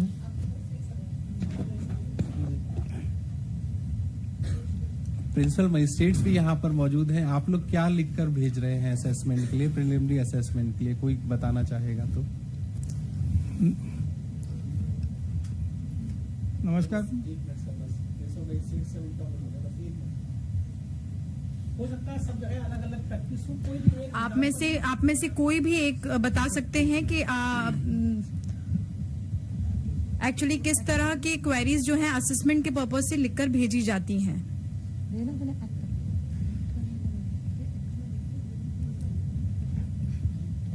Good afternoon ma'am. हम लोग जब असेसमेंट के लिए साइकोलॉजिस्ट से क्वेरीज के फॉर्म में एक फॉर्मेट देते हैं उनको, उसमें क्वेश्चंस होते हैं कि क्या इसको कोई फिजिकल डिसेबिलिटी है या कोई मेंटल डिसेबिलिटी है, क्या ये इस चीज को असेस कर सकता है अपनी जो इसके डिसीजन मेकिंग में, क्या कोई और उस पर इफेक्ट डाल सकता है, किसी की बातों में आसानी से आ जाता है क्या, टू असेस की उसकी मेंटल एबिलिटी चीजों को अपने डिसीजन मेकिंग में किस तरह से है। और इसके अलावा भी हम उनके और कोई अगर उनने कुछ रिमार्क्स देना चाहते हैं उसके लिए भी एक क्वेश्चन रहता है कि इसके अलावा अगर उन्हें कुछ ऑब्जर्व किया हो, तो हम बहुत सी चीजों में उनसे क्वेरी करते हैं, सिर्फ एक चीज पे नहीं होती है, 4-5 पॉइंट्स होते हैं उसमें। उसके बाद हम खुद भी उससे बात करते हैं, बोर्ड में तीनों मेंबर्स बैठते हैं, उससे सवाल जवाब करके उसकी परिस्थितियों को जानने की कोशिश करते हैं कि किस कंडीशन में उसने वो ऑफेंस किया है, फिर उस साइकोलॉजिस्ट की रिपोर्ट को लेकर और हम अपना जो असेसमेंट है दोनों को एनालाइज करके फिर डिसाइड करते हैं। इसी पे मैं कहूंगी कि अस्थाना जी ने ही शायद ये बात कही थी कि उसको भरोसे में लेकर के उससे सब जान लिया कि हाँ अपराध मैंने किया है, और फिर वही आधार बन गया। शायद आप ही ने बोला था या किसी और ने, क्योंकि मैं YouTube में देख रही थी इसलिए मुझे बहुत अब सब गड़बड़ हो गया है, लेकिन आपने बोला होगा। तो ये चीज भी कितनी सही होगी कि हाँ उसने जो बोला। इस केस की बात मैं बता दूं, जिस केस में मैंने ये देखा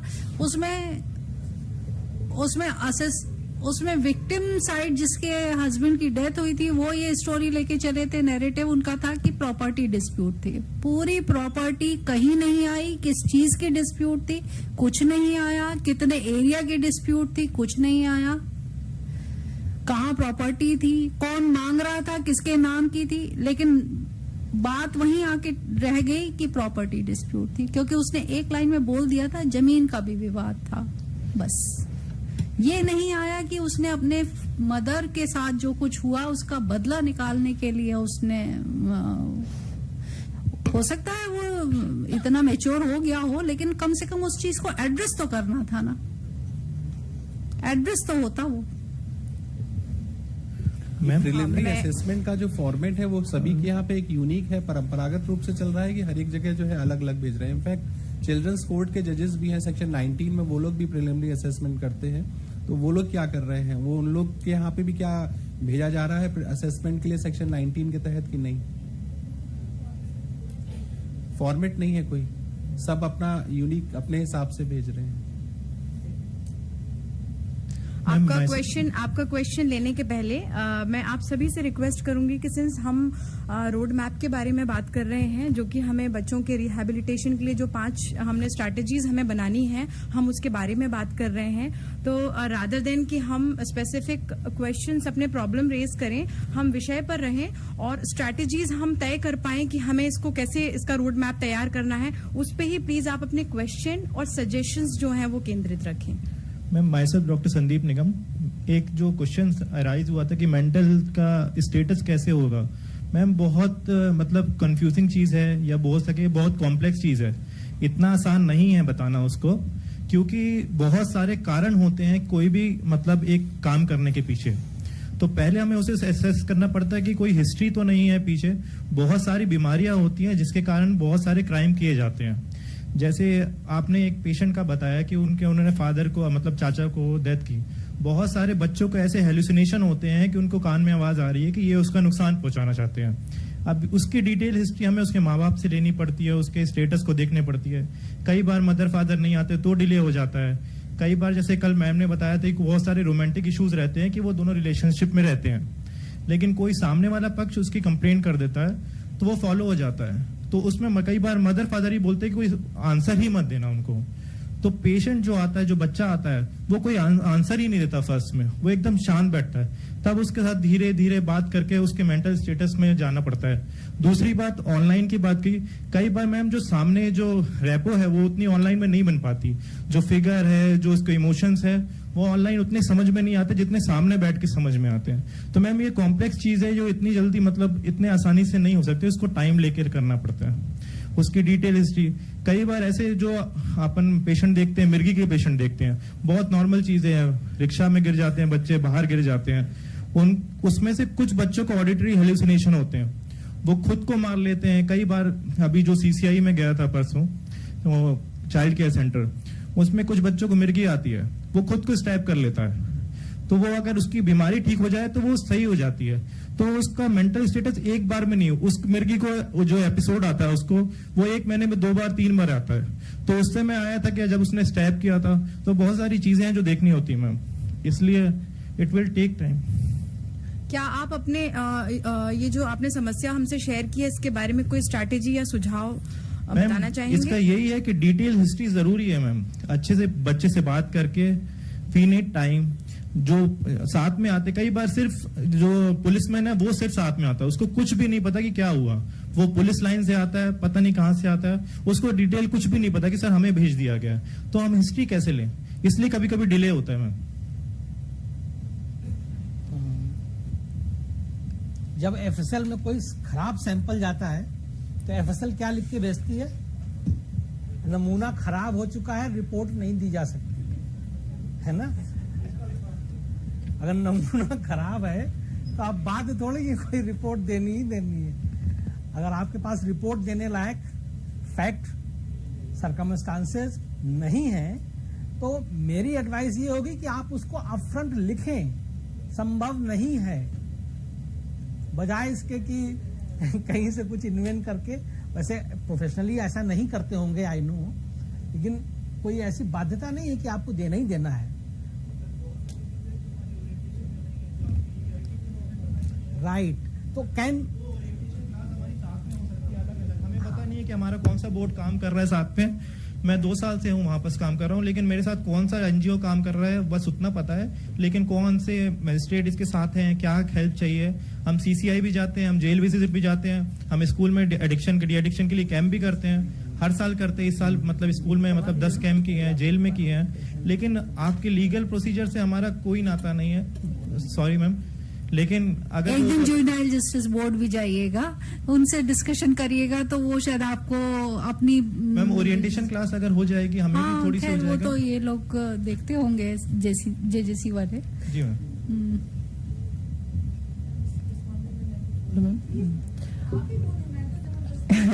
नहीं, जैसे are you a psychiatrist also, sir? Yes.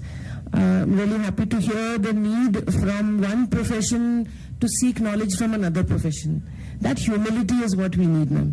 कि और इसका एक एग्जांपल मैं देना चाहती हूँ। जैसे बेंगलुरु में हमने एनफोल्ड की टीम के द्वारा से इंटीग्रेटेड ट्रेनिंग मैम कि ma'am I think Swagata should explain it.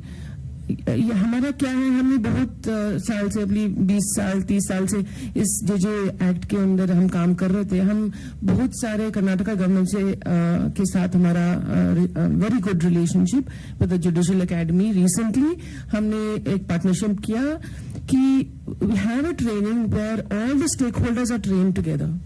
So in one district The Juvenile Justice Board, now it was done with POCSO, but I'm suggesting on JJ Act if it can be done with the Juvenile Justice Board, Principal Magistrate and social work members, with the CWC of that district, with the DCPOs, with the LPOs, with Free Legal Aid, DSLSA, with the psychiatrists, 3 days training. And not only just an input on what are the basic legal provisions, there's just a refresher, but a dialogue on, in order for me to perform my functions, what do I need from you? Is that kind of a dialogue in a place of learning where we can all say, I don't know this, can you tell me? I think I'm just building on what you just now said, Doctor, if that can become a project where to really understand what are the gaps, what are the challenges, what are the good practices, where people can learn together. And if this cannot be done, maybe it can be done later, but to begin with, at least the social work members and the principal magistrates to be trained together. I've mentioned this to some of the people in the academy here also. In our experience in National Law School, when we were conducting training, even when we approached Judicial Academy, this was many years ago, it was only the principal magistrates that were being trained. And gradually we said, no, you're supposed to function as a bench. It's meant to be an interdisciplinary inquiry. And that's how your social investigation report can be truly appreciated. The legal facts as well as the psycho-socio, medical, psychiatric facts, all those things have to be understood in the social investigation report and in the individual care plan that gets attached to your order. For you to make a good order under Section 18, Subclause 2, you need the input of the psychiatrist or the social worker or the teacher. So I'm just, I guess you understand what I'm trying to say. So that interdisciplinary approach and that combined training would be something that Madhya Pradesh could consider. After general discussion हम prevention की तरफ बढ़ सकते हैं, जहां पर हमें ये डिस्कस करना है या स्ट्रैटेजी तैयार करनी है कि बच्चे जो हैं वो अपराध, मध्य प्रदेश में बच्चे अपराध की ओर क्यों जा रहे हैं और हम इसे कैसे रोक सकते हैं. अगर इसके बारे में आपके कोई सुझाव हो या कोई व्यूज हो तो आप शेयर कर सकते हैं.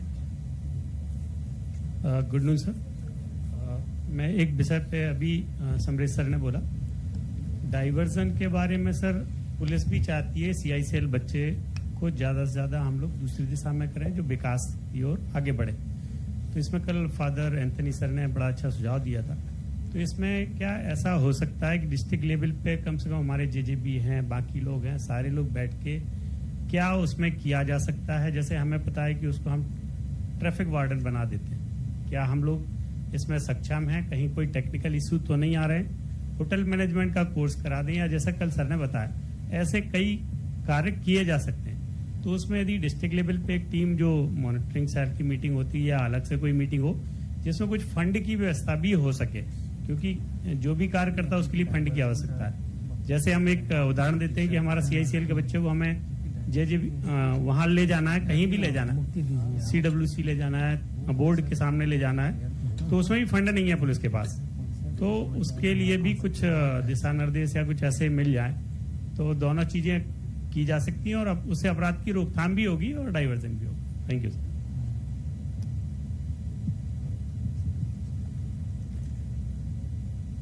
पेटी ऑफेंस में FIR पर प्रतिबंध है, पेटी और सीरियस में FIR पर भी प्रतिबंध है और निरुद्धि पर भी प्रतिबंध है, लेकिन वास्तविकता में वो अमल में आ नहीं पा रहा है प्रावधान नेशनली. उस पर क्या सुझाव हो सकता है, क्या किया जाए कि पेटी और सीरियस ऑफेंसेस में? मैम आपने बहुत प्रयास किया है, कई सालों से खूब पूरे राज्य में पुलिस पर ट्रेनिंग हुई है, कोई सुझाव इस पे आ सकता है कैसे इसको लागू किया जाए कि FIR ना हो? जी मैम. रूल 8 में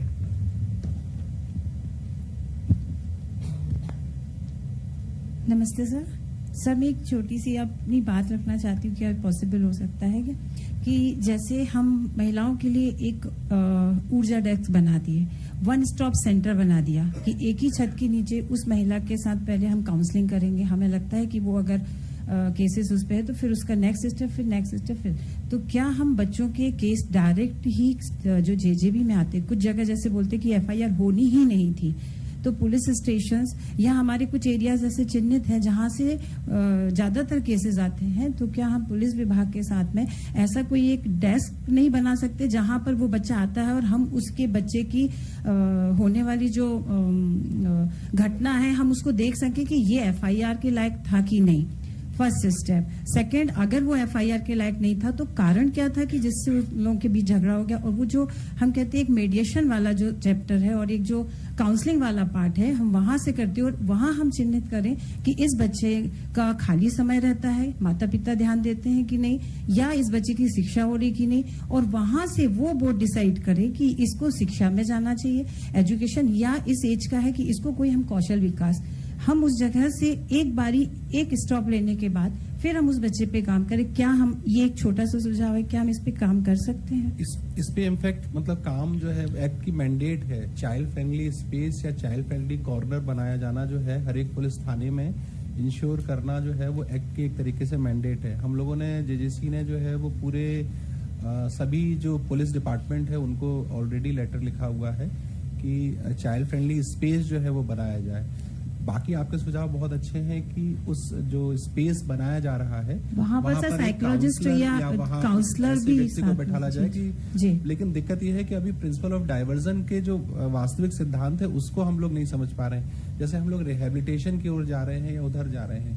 डाइवर्जन का मतलब है मुक्ति देना, मतलब उसको इसमें लाना ही नहीं है, नहीं लाना। यस सर, मेरा बात ये है कि हमें जो है इसमें एंटर नहीं करना है। सेक्शन 3 रूल 8 और ये सब जो है वो सब बताते हैं, प्रावधानित करते हैं, पर जैसे ही आता है वो व्यक्ति, भले ही पेटी ऑफेंस हो, सीरियस ऑफेंस हो, एफआईआर दर्ज करो, फिर देखेंगे जेजे बोर्ड में भेज दो। तो सर वहाँ जो डाइवर्जन कहाँ हुआ सर? वो जहाँ पर वो जो मेंबर्स रहते हैं वो बोर्ड्स पे हम ये कह रहे हैं कि जहाँ वो चाइल्ड फ्रेंडली कॉर्नर, वहाँ केवल पुलिस वाले ना होकर एक साइकोलॉजिस्ट और एक काउंसलर हो जो ये बता सके कि नहीं, इस बच्चे की एफआईआर नहीं, अगर हम इस पे थोड़ा मेहनत करें तो ये बच्चा सीसीएल ना होकर हम समाज की मुख्य धारा में जोड़ सकते हैं शिक्षा विभाग के थ्रू। मैडम का सजेशन ये है कि एक जेजेबी बोर्ड 1 होना चाहिए, एक जेजेबी बोर्ड 2 होना चाहिए।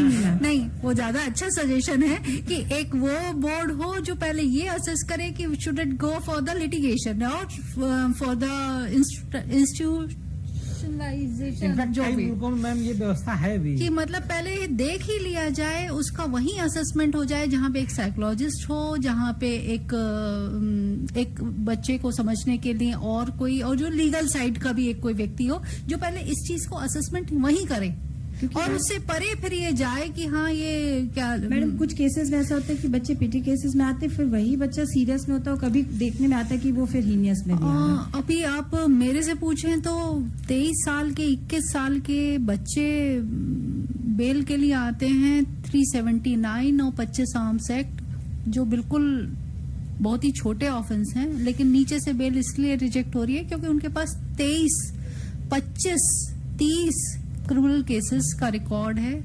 और कब से चल रहा है? जब वो 15 साल के थे। तो वो उसको यहाँ तो कुछ रिहैबिलिटेशन नहीं हुआ, उसका वही रिहैबिलिटेशन हो गया उसी में, क्राइम में। देख के दर्द होता है कि अगर ये वहीं रुक गया होता, हाँ, वो एक स्टेप बॉडी होता तो ये स्थिति पे नहीं पहुंचता। मैं थोड़ा सा It is indeed a good suggestion. We have DALSA representations also here. There is an arrangement of legal aid clinic. I would request अगर इसके बारे में DLSA की तरफ से कोई सुझाव देना चाहे तो। मैं बस यही कहना चाहती हूँ कि कहाँ है हमारे वो साइकोलॉजिस्ट और काउंसलर्स? वो तो है नहीं। मैम ने कहा we have to be practical in our road map. सबने यही कहा है कि there is no psychologist to send for PA, तो ये असेसमेंट करने के लिए भी हमारे पास कोई है नहीं। लेकिन एग्जिस्टिंग रिसोर्सेज से क्या हम देख सकते हैं? लेकिन पेटी ऑफेंस को पुलिस अगर अपने लेवल पे नहीं खत्म कर पा रही है तो कम से कम एक और ऐसी जगह हो जहां वो अपनी अकाउंटेबिलिटी से बच करके उसके ऊपर डाल दें कि हाँ ये तय कर रहे हैं कि इसको आगे लिटिगेशन में नहीं जाना। तो वही मैम, वो और एक पैरेलल सिस्टम होगा जो अंडर रिसोर्स्ड होगा। तो एग्जिस्टिंग सिस्टम में कैसे हम कर सकते हैं? पुलिस से ही हम we have to work with the police. उसका कोई सब्स्टिट्यूट शायद नहीं हमें जल्दी से मिल पाए। एसजेपीयू के जो सोशल वर्कर्स हैं वो क्या रोल प्ले कर सकते हैं टू एसेस कौन से केसेस डाइवर्ट होंगे, और डाइवर्जन करने से पहले हमारे पास वो व्यवस्था भी होनी चाहिए कि इसको हम डाइवर्ट किस तरफ कर रहे हैं, टू व्हाट प्रोग्राम्स। कुछ बच्चे हैं शायद एक just one warning is enough, but some children will need de-addiction. Some children will need admission into a school. They will need that access to certain services so that they do not come back. So that mapping is necessary. जो कानून में भी कहा गया था, DCPU जो sir कल भी कह रहे थे, SIR अगर पहले से बन सकता है, that is the vulnerability mapping in the district. I think Ujjain में एक हो गया है. If it can be done in the other districts, तब हमें पता चलेगा कि इस डिस्ट्रिक्ट से, इस पर्टिकुलर रीजन से सबसे ज्यादा हर्ट के केसेस आ रहे हैं. And that's when we can design कि यहाँ पे हम क्या सर्विसेज ऑलरेडी है, नहीं है, कौन से एनजीओ से हम लिंकेज कर सकते हैं to address the need that is coming there. So that would be one suggestion that I have. And also SIR, I think वो भी बहुत निकल के आया है कि SIR की क्वालिटी अच्छी नहीं है. और कल हमने ये बात भी रखी थी कि officer to child ratio is very very low. One PO or one social worker is probably having to deal with 150-200 children. It is not practical. So what can be done to supplement the preparation of the SIR? District में ऐसे कोई organizations है, या अगर आपके social work के universities है जहाँ पे you can tie up with the professors and the students there who can be involved in the preparation of the SIR. So to look beyond the DCPU, to look beyond the legal cum probation officers, CCI staff, they're all they're under a lot of pressure, but we have to find other people who can come forward. Sorry, I know you're waiting, Archana. Just to add to this, also go beyond the JJ Act. I think, जैसे आपने बताया कि भोपाल में अभी समुदाय centers, community centers have started. Can there be one person from that community center who can be linked up to the SJPU?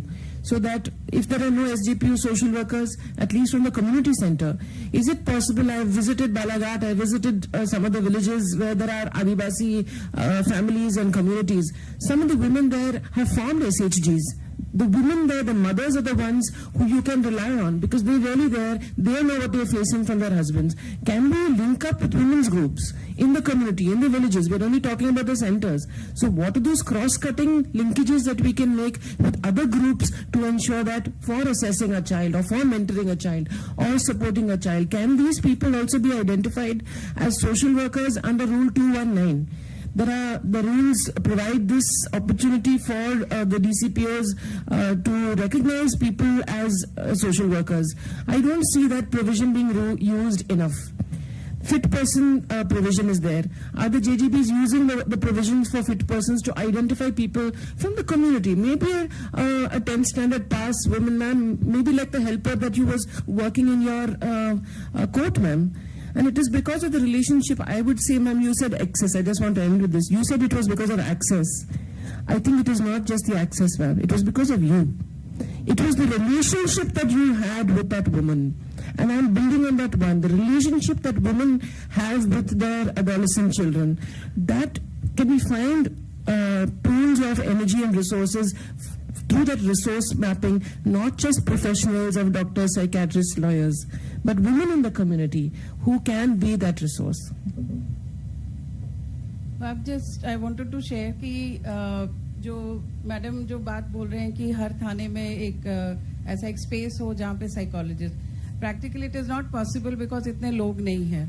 But Bhopal में आपने शायद वीडियो में कल देख लिया होगा कि भोपाल में जो एक प्रोसेस चला है, तो बाय डिफॉल्ट अब इतनी प्रैक्टिस में आ गया है सारे थानों का कि वो पेटी और सीरियस ऑफेंसेस के सारे बच्चे वो एसजेपीयू में लाते हैं, बिल्कुल अपने पास रखते नहीं है. और एसजेपीयू में इंसिस्ट करके रखा है because as an organisation we are supporting the एसजेपीयू.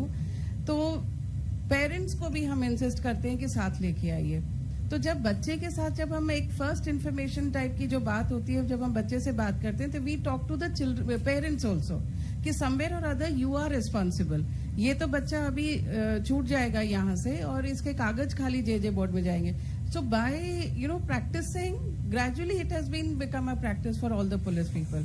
So I thought कि ये सारी चीजें हम replicate कर सकते हैं और जगह पे.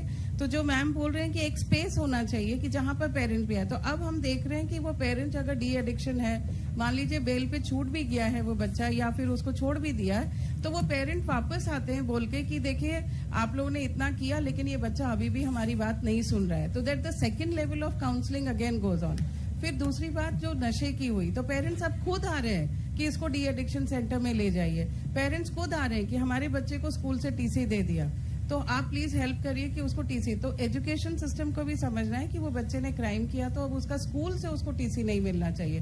तो कई बार तो गवर्नमेंट स्कूल के साथ भी हम जाके उनके साथ बात करते हैं, प्लस बड़े अच्छे स्कूलों में भी, और वो कहते हैं कि नहीं हमारे स्कूल की तो बदनामी होगी, अब हम इस बच्चे को नहीं लेंगे, लेकिन उनको लेना पड़ेगा बिकॉज और फिर अगर जब हमें जरूरत पड़ती कि बिल्कुल नहीं मान रहा, ये बहुत हाई प्रोफाइल स्कूल है, तो हम बाल आयोग के साथ बात करते हैं, चिल्ड्रंस कमीशन से बात करते हैं कि प्लीज आप देखिए इनके स्कूल में, तो वो पेरेंट को हम उनके साथ कनेक्ट करते हैं। सो एक स्पेस अगर हर जिले में उस तरीके का हो जाए, एंड डेफिनेटली जैसे अर्लीन बोल रहे हैं कि there are people who are ready to support, so why all the burden on the DCPU, there are people in the community who can come and sit there in that. जो special juvenile police unit पे police काफी काम कर ही रही है, और मुझे लग रहा है कि हर जिले में यूनिट तो है, भले कितना स्पेस है कितने लोग हैं वो एक इमेटीरियल है, but there is a unit where people can, but it is to be in a practice में आ जाएगा तो सब करने लगेंगे। So we are like Bhopal का जो एग्जाम्पल है वो रेप्लिकेट करने लायक है और किया जा सकता है। एक सवाल था आनंद सर का कि पेटी और सीरियस ऑफेंसेस में एफआईआर नहीं है, उसके लिए क्या किया जा सकता है। मुझे लगता है कि जो सोशल बैकग्राउंड रिपोर्ट है उसमें अगर हम एक और पॉइंट इसमें ऐड कर दें कि एफआईआर पेटी और सीरियस नहीं था तो ये एफआईआर क्यों किया गया है, जिसमें पॉइंट नंबर 22 में ये पूछा जा रहा है पुलिस से कि आपने बच्चे को अप्रीहेंड क्यों किया है, एसवीआर का एक क्वेश्चन है उसके अंदर, और वो फील करते हैं वहां पर जवाब देते हैं कि बच्चे को अप्रीहेंशन किन परिस्थितियों में किया गया है। तो पॉइंट नंबर 26 अगर हम इसमें ऐड कर दें कि इसमें एफआईआर किन परिस्थितियों में किया गया, क्या वो पेटी था या सीरियस था, और नीचे अगर सिग्नेचर हो, और वही एसवीआर जब जेजेबी के पास पहुंचे और जेजेबी संतुष्ट नहीं हो उनके जवाब से, तो मॉडल रूल्स का 93 नंबर रूल्स के अंदर वो क्वेश्चन कर सकते हैं एसएचओ से कि आपने non compliance of the act rules के लिए आप जवाब दीजिए कि आपने अगर इसमें एफआईआर किया है और वो ऑफेंस हीनियस नहीं था तो आपने एफआईआर क्यों किया है। तो शायद इस तरह से हम इसको रोक सकते हैं, इसको हम इम्प्लीमेंट कर सकते हैं शायद। बेसिकली जवाबदेही, जी बिल्कुल, ये वायलेशन हुआ है तो कोई ना कोई जवाब दे कि क्यों हुआ है। I think that will stop, no, क्योंकि अगर वहां पर वो भरना होगा ना सीडब्ल्यूपीओ को कि आप कंडीशन लिखिए कि आपने एफआईआर क्यों किया है, तो उनको भी क्वेश्चन करना होगा अपने आप को, और वो फिर किसी न किसी से कंसल्ट करेंगे कि इसमें एफआईआर हुआ है नहीं हुआ है, गलत हो गया है सही हुआ है, हम क्या जवाब लिखें। और जब जेजेबी क्वेश्चन करेगी उस रूल को, प्रोविजन को, तो उनको भी जवाब पूछना होगा एसएचओ से कि आपके थाने में एफआईआर हुई है और ये हीनियस ऑफेंस नहीं था, तो कंडीशन क्या था कि आपने एफआईआर करवाया है। एक दो बार जब ये रूल 93 का इंप्लीमेंट होना शुरू हो जाएगा तो शायद हम कुछ चेंज कर पाएंगे। Thank you sir. मेरा एक निवेदन था, जैसा आदरणीय अनुराधा मैडम ने अपने स्पीच में कहा कि हमें बीमारी जहां से पैदा हो रही है वहां पर रोकना चाहिए। बहुत सारे सुझाव आए, उस चीज को लेकर आए कि जब बच्चा जेजेबी के सामने आता है, लेकिन मैं यहाँ पर एक अपना सुझाव देना चाहती हूँ कि हमें जेजेबी तक आने नहीं ही देना है बच्चे को, उससे पहले ही हमें उस पर काम कर लेना है। अब रोड मैप की जहां तक बात है सर, तो इसीलिए मैं ये आपके सामने क्वेश्चन रख रही हूँ या अपना एक निवेदन रख रही हूँ कि एक व्यवस्था जुडिशरी ने कर रखी है जिसमें आपने जेजेबी के कार्य दिवस कम कर दिए हैं। अब यदि मेरा एक निवेदन ये था सर कि जेजेबी को एक इंडिविजुअल यूनिट रहने देना चाहिए। होता क्या है कि हमारे जो प्रधान मजिस्ट्रेट होते हैं उन्हें कोर्ट में भी काम करना पड़ता है, अल्टरनेट डेज में जेजेबी में भी काम करना पड़ता है। वो बर्डन उनके ऊपर काम का होता है, वो बेहतर बता पाएंगे कि वो किस तरह डील करते हैं, लेकिन परेशानी ये होती है कि वो जेजेबी से उतने इन्वॉल्व नहीं हो पाते हैं। तो उनके साथ अपनी जो परेशानियां हैं वो तो है ही, लेकिन हमारा जो बच्चों से इंटरेक्शन होना चाहिए वो नहीं हो पाता। हम हफ्ते में 3 दिन मिल पाते हैं या कभी हफ्ते में 1 ही दिन मिल पाते हैं, तो कैसे संभव है कि 11 से 6 में उनकी काउंसलिंग भी हो जाए, हम उन्हें साइकेट्रिक को भी दिखा दें, उनके पेरेंट्स से काउंसलिंग कर लें, एसआईआर को भी बहुत गंभीरता से रीड कर लें। तो निवेदन केवल ये था कि आप उसे एक इंडिविजुअल यूनिट रहने दीजिए। उन्हें 2 जगह में वो फंसे होते हैं प्रधान मजिस्ट्रेट, ना हम सदस्य इंडिविजुअली काम कर पाते हैं ना वो कर पाते हैं। तो ज्यादा से ज्यादा यदि वो हमारे साथ हो, हमेशा जेजेबी में इन्वॉल्व हो हमारे प्रधान मजिस्ट्रेट, तो हम तीनों मिलकर हमारे एसडीपीओ के साथ, साइकेट्रिक के साथ एक अच्छी टीम बना करके स्कूलों में जाएं, पंचायतों में जाएं, छोटी छोटी जगह, जैसा मैडम ने कहा कि वो बालाघाट आई है, हमारे यहाँ तो इतने दूर ट्राइबल्स होते हैं सर, उन्हें कुछ भी नहीं पता होता है, तो हम सिर्फ अपनी बातें अपनी भाषा में, वो तो हमारी भाषा भी कई बार नहीं समझ पाते हैं, तो हमें समय तो मिले कि हम ऐसे ऐसे सुदूर इलाकों में जा पाएं और अपनी बातें उन तक रख पाएं। तो निवेदन केवल ये है कि आप इसे एक इंडिविजुअल यूनिट बना के हमारे कार्य दिवसों में ना बांटे बस। धन्यवाद सर। बहुत बढ़िया।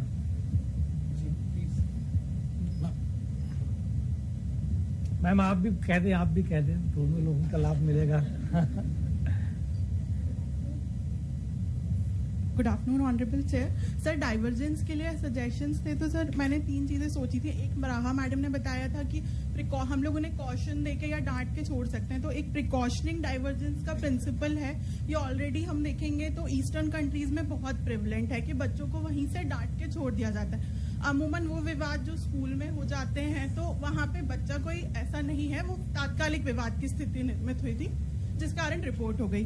फिर सर जो आपने सुबह एक कम्युनिटी की बात की थी, तो सर वो कम्युनिटी जो है उसका मैंने सोचा था एक डिस्प्लेसमेंट डाइवर्जेंस, कि हम उन बच्चों को चुने जो वहाँ पे भी बच्चे हैं सर जो बहुत अच्छा पढ़ रहे हैं और अब वर्तमान में पुलिस विभाग में, तो जो हमारी तामीली है वहाँ की वही करा के लेके आते हैं। तो अगर हम उस कम्युनिटी से, उस जगह, उस लोकेलिटी से उनको कहीं दूर डिस्प्लेस करें और शिक्षा की मूल धारा या किसी भी तरह से स्किल से जोड़ें, तो ये एक अच्छा डाइवर्जेंस हो सकता है। और सर एक हैबिट डाइवर्जेंस, कि जो बच्चे नशा मुक्ति में, नशे में लिप्त हैं, उनको हम डायरेक्टली डी एडिक्शन सेंटर भेजें तो उनका जो हैबिट है उससे उनका डाइवर्जेंस हो। सर और आपने कहा था पेटी ऑफेंस को हम एफआईआर होने से कैसे रोक सकते हैं। सर अभी जो हमारे यहाँ प्रैक्टिस है उसमें वो लोग जनरल डायरी में एंट्री करते हैं, उसकी कॉपी जेजेबी के पास आती है। मोर और लेस सभी केसों में तो नहीं, पर एक हद तक हम कोशिश करते हैं कि अगर प्रिंसिपल मैजिस्ट्रेट या मेंबर्स ने एंडोर्स किया है तभी उन केसेस में एफआईआर हो पाती है। तो उससे काफी हद तक हम इंश्योर करते हैं कि जीडी के जो कॉपी है उसी के बेसिस पे फाइनल रिपोर्ट आ जाए और एफआईआर रजिस्टर ना हो। Thank you sir. Very specific, thank you. Now we have only 5 minutes to discuss further things. उसके बारे में हम एक क्रिमिनल रिस्पॉन्सिबिलिटी जो मिनिमम एज होनी चाहिए उसके बारे में 5 मिनट में बात कर सकते हैं, स्पेशली 12 साल से कम आयु के बच्चों के संबंध में।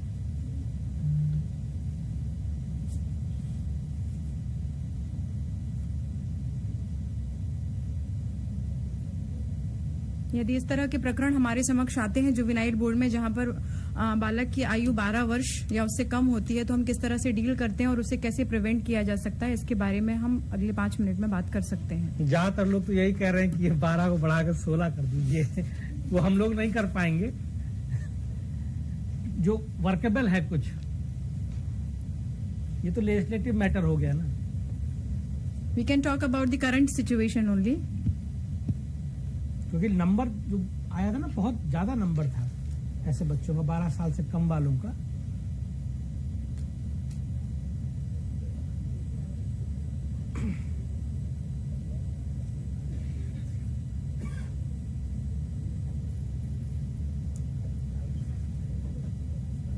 मैडम मैं इंदौर से प्रोबेशन ऑफिसर बोल रहा हूँ। मैडम जैसे अभी अर्चना सहाय मैडम बोल रही थी कि बच्चों को स्कूल से निकाल दिया जा रहा है, तो ये ऐसी रिपोर्टिंग मैडम इंदौर में भी बोर्ड के समक्ष आई थी, जिसमें प्रिंसिपल मजिस्ट्रेट मैडम ने मुझे ऑर्डर दिया था कि आप जाके इसकी वस्तुस्थिति अवगत कराएं। तो अगर आप स्कूल का नाम लेना बोल दें तो मैं नाम भी ले सकता हूँ। तो अच्छा रेप्यूटेड स्कूल है madam, run by central government. वहाँ पे ये केस हुआ था कि वहाँ पे बच्चे को निकाला जा रहा था।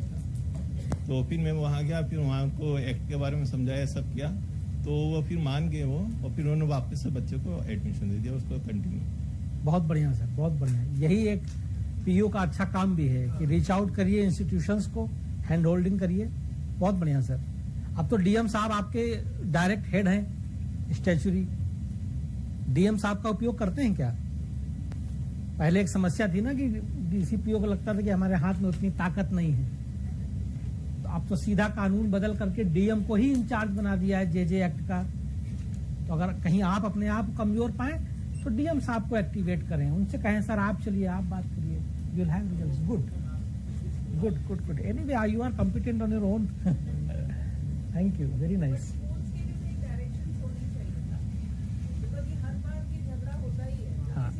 कई राज्यों में तो अलग से सर्कुलर निकला हुआ है स्कूलों के लिए। नहीं, हम लोग इनिशिएटिव लेंगे, इसमें करेंगे। मेडिकल के नोडल ऑफिसर है मौजूद है, मेरे हिसाब से एक उन्होंने ओरिएंटेशन कोर्स के लिए बोला था सर, तो आप जो है वो अपनी तरफ से इनिशिएटिव लेंगे कि हम लोग उसमें भी बोले कुछ? आपके डॉक्टर्स ने बोला था ना आज जो अभी आए हुए हैं, तो उनके द्वारा ये कहा गया था कि एक ओरिएंटेशन कोर्स होना चाहिए जिसमें जो है वो हमें स्पेसिफिकली क्या असेसमेंट करके देना है, किन पॉइंटर्स पे देना है और लॉ की क्या रिक्वायरमेंट है, तो एक ऐसा ओरिएंटेशन कोर्स होना चाहिए। तो आप इनिशिएटिव लीजिए, कम से कम आप अपनी तरफ से जो है वो आपके डॉक्टर्स ही बोल रहे हैं कि हम जो है वो सीखना चाहते हैं, तो आप सिखाएं अगर सीखना चाह रहे हैं तो। एक अपनी तरफ से एक लेटर जो है वो इश्यू करिएगा और ऐसा ओरिएंटेशन कोर्स जो है वो करवाइएगा उनका। जी सेशन डाल देंगे उसमें जी, तो ट्रेनिंग हम लोग दे रहे हैं जी, और चिकित्सकों के लिए सभी को उसमें ही हम एक खासतौर से जो साइकेट्रिस्ट हैं और जो इसके लिए अपॉइंटेड हुए हैं उनके संबंध में, मतलब सबसे ज्यादा समस्या आप लोगों को ही आ रही है, क्योंकि वो एनालिसिस करने के लिए उनको किन बिंदुओं पर करना है, क्या पैरामीटर्स हैं, क्या है और लॉ में क्या रिक्वायरमेंट है, वो आपको अभी पूर्णतः जो है वो नहीं पता है। तो वो जब पता नहीं चलेगा तो फिर वो कैसे जो है वो असेसमेंट प्रॉपर हो ही नहीं पाएगा। आप भले अपॉइंट करके दे दें कि 4 जिलों के लिए हम इनको साइकेट्रिस्ट देते हैं, मैपिंग कर ली है अपन ने, आपको पता ही है, मैपिंग करके अपन ने मैपिंग जो है हमारे जुवेनाइल जस्टिस टैब में भी डाल रखी है, सभी की मैपिंग है कि जिले वाइज जो है वो कौन किसको जो है वो सोशियो साइको सपोर्ट देगा। पर मुश्किल ये है कि सपोर्ट देना क्या है यही नहीं पता है उनको। उनसे हम संपर्क, उनसे चर्चा करके उसको ओरिएंटेशन के लिए साइकेट्रिस्ट का, जितने हमारे मध्य प्रदेश से साइकेट्रिस्ट हैं उनके लिए हम ओरिएंटेशन कोर्स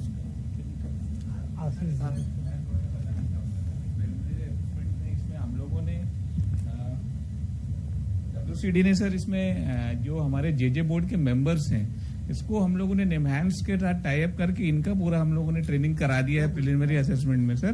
तो उसी तरीके से सर जो हमारी जो साइकेट्रिस्ट और जो साइकोलॉजिस्ट जो मैपिंग हुई है WCD ने भी इसमें हम लोगों ने मैपिंग किया है। तो मेरा रिक्वेस्ट है सर हेल्थ डिपार्टमेंट से हम लोग भी इनके साथ कोऑर्डिनेट करेंगे करके, तो निमहांस से सर इनका भी ट्रेनिंग हो जाए उस तरीके से 3-4 दिनों का। तो जो आपकी जो प्रॉब्लम्स आ रही हैं अभी कि उसको किस तरीके से असेसमेंट करना है, बच्चों को किस तरीके से बातें करनी है, उनको पूरा वो एक जो प्रॉब्लम हो जाए, मुझे लगता है सर वो सॉर्ट आउट हो जाएगी।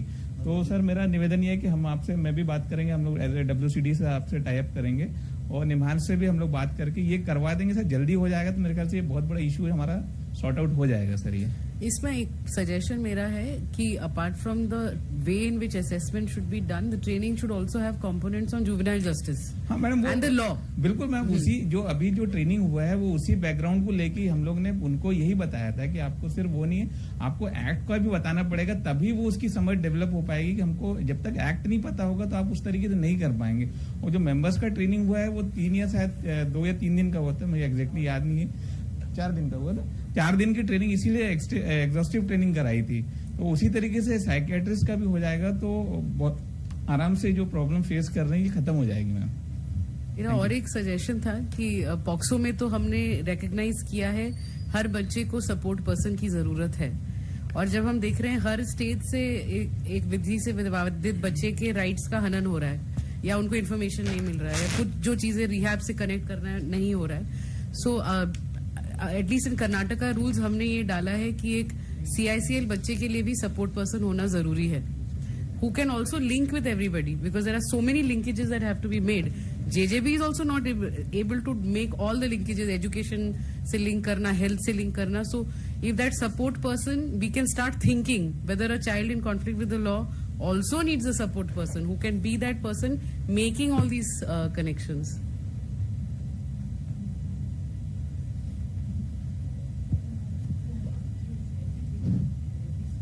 अस्थाना जी ने बहुत अच्छा कहा कि बच्चों को जहां नहीं होना चाहिए तो उसके लिए हम लोगों को क्या करना चाहिए। तो अभी CWC अध्यक्ष से नाते कई जगह बड़ी बड़ी जाने का अवसर मिला, काफी कुछ सीखने का अवसर मिलता है, पर यही स्थितियां यदि जिले में लागू हो जाएं, बच्चों के क्षेत्र में काम करने वाले इतने लोग माह में एक बार बैठ जाएं, सिर्फ वो बैठ जाएं और उस संवेदना के साथ जुड़े तो मुझे लगता है कि जितनी बातें हम सब लोगों ने की उसका ज्यादा इम्प्लीमेंटेशन होता हुआ नजर आएगा और वो परिवर्तन हमको दिखना प्रारंभ हो जाएगा। क्योंकि अभी स्थितियां यह है कि एक विचार एक बात को लेकर काम करने वाले लोग एक साथ जिले में नहीं बैठ पा रहे हैं जहां उसका क्रियान्वयन होना। बड़े स्तर पर तो हम बैठ ही जाते हैं, पर छोटे स्तर पर ये अगर ये यहाँ का निर्देश हो जाए कि भाई छोटे छोटे लोग एक विचार के लोग एक माह में एक बार आवश्यक रूप से बैठे।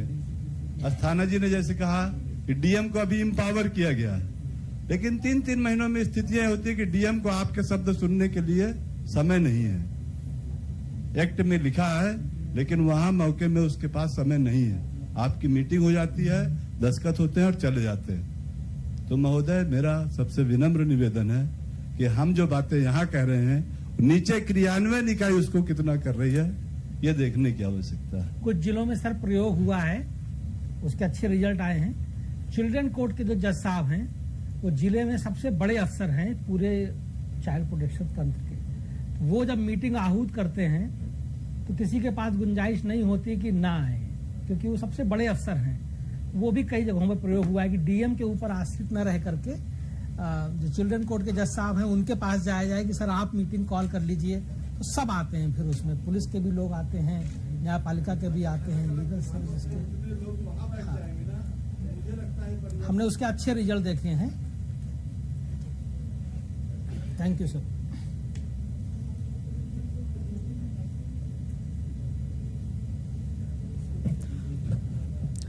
हम वैलिडिटी सेशन की ओर पहुंच चुके हैं और निश्चित तौर पर आज इस सेशन में जो विमर्श हमने किया रोड मैप तैयार करने के लिए, स्ट्रैटेजीज बनाने के लिए, वो निश्चित रूप से सहायक सिद्ध होगा। With the permission of chair may I conclude the proceeding of this session. Thank you madam. हम 5 मिनट का ब्रेक लेंगे, उसके बाद वैलिडिटी सेशन में उपस्थित होंगे।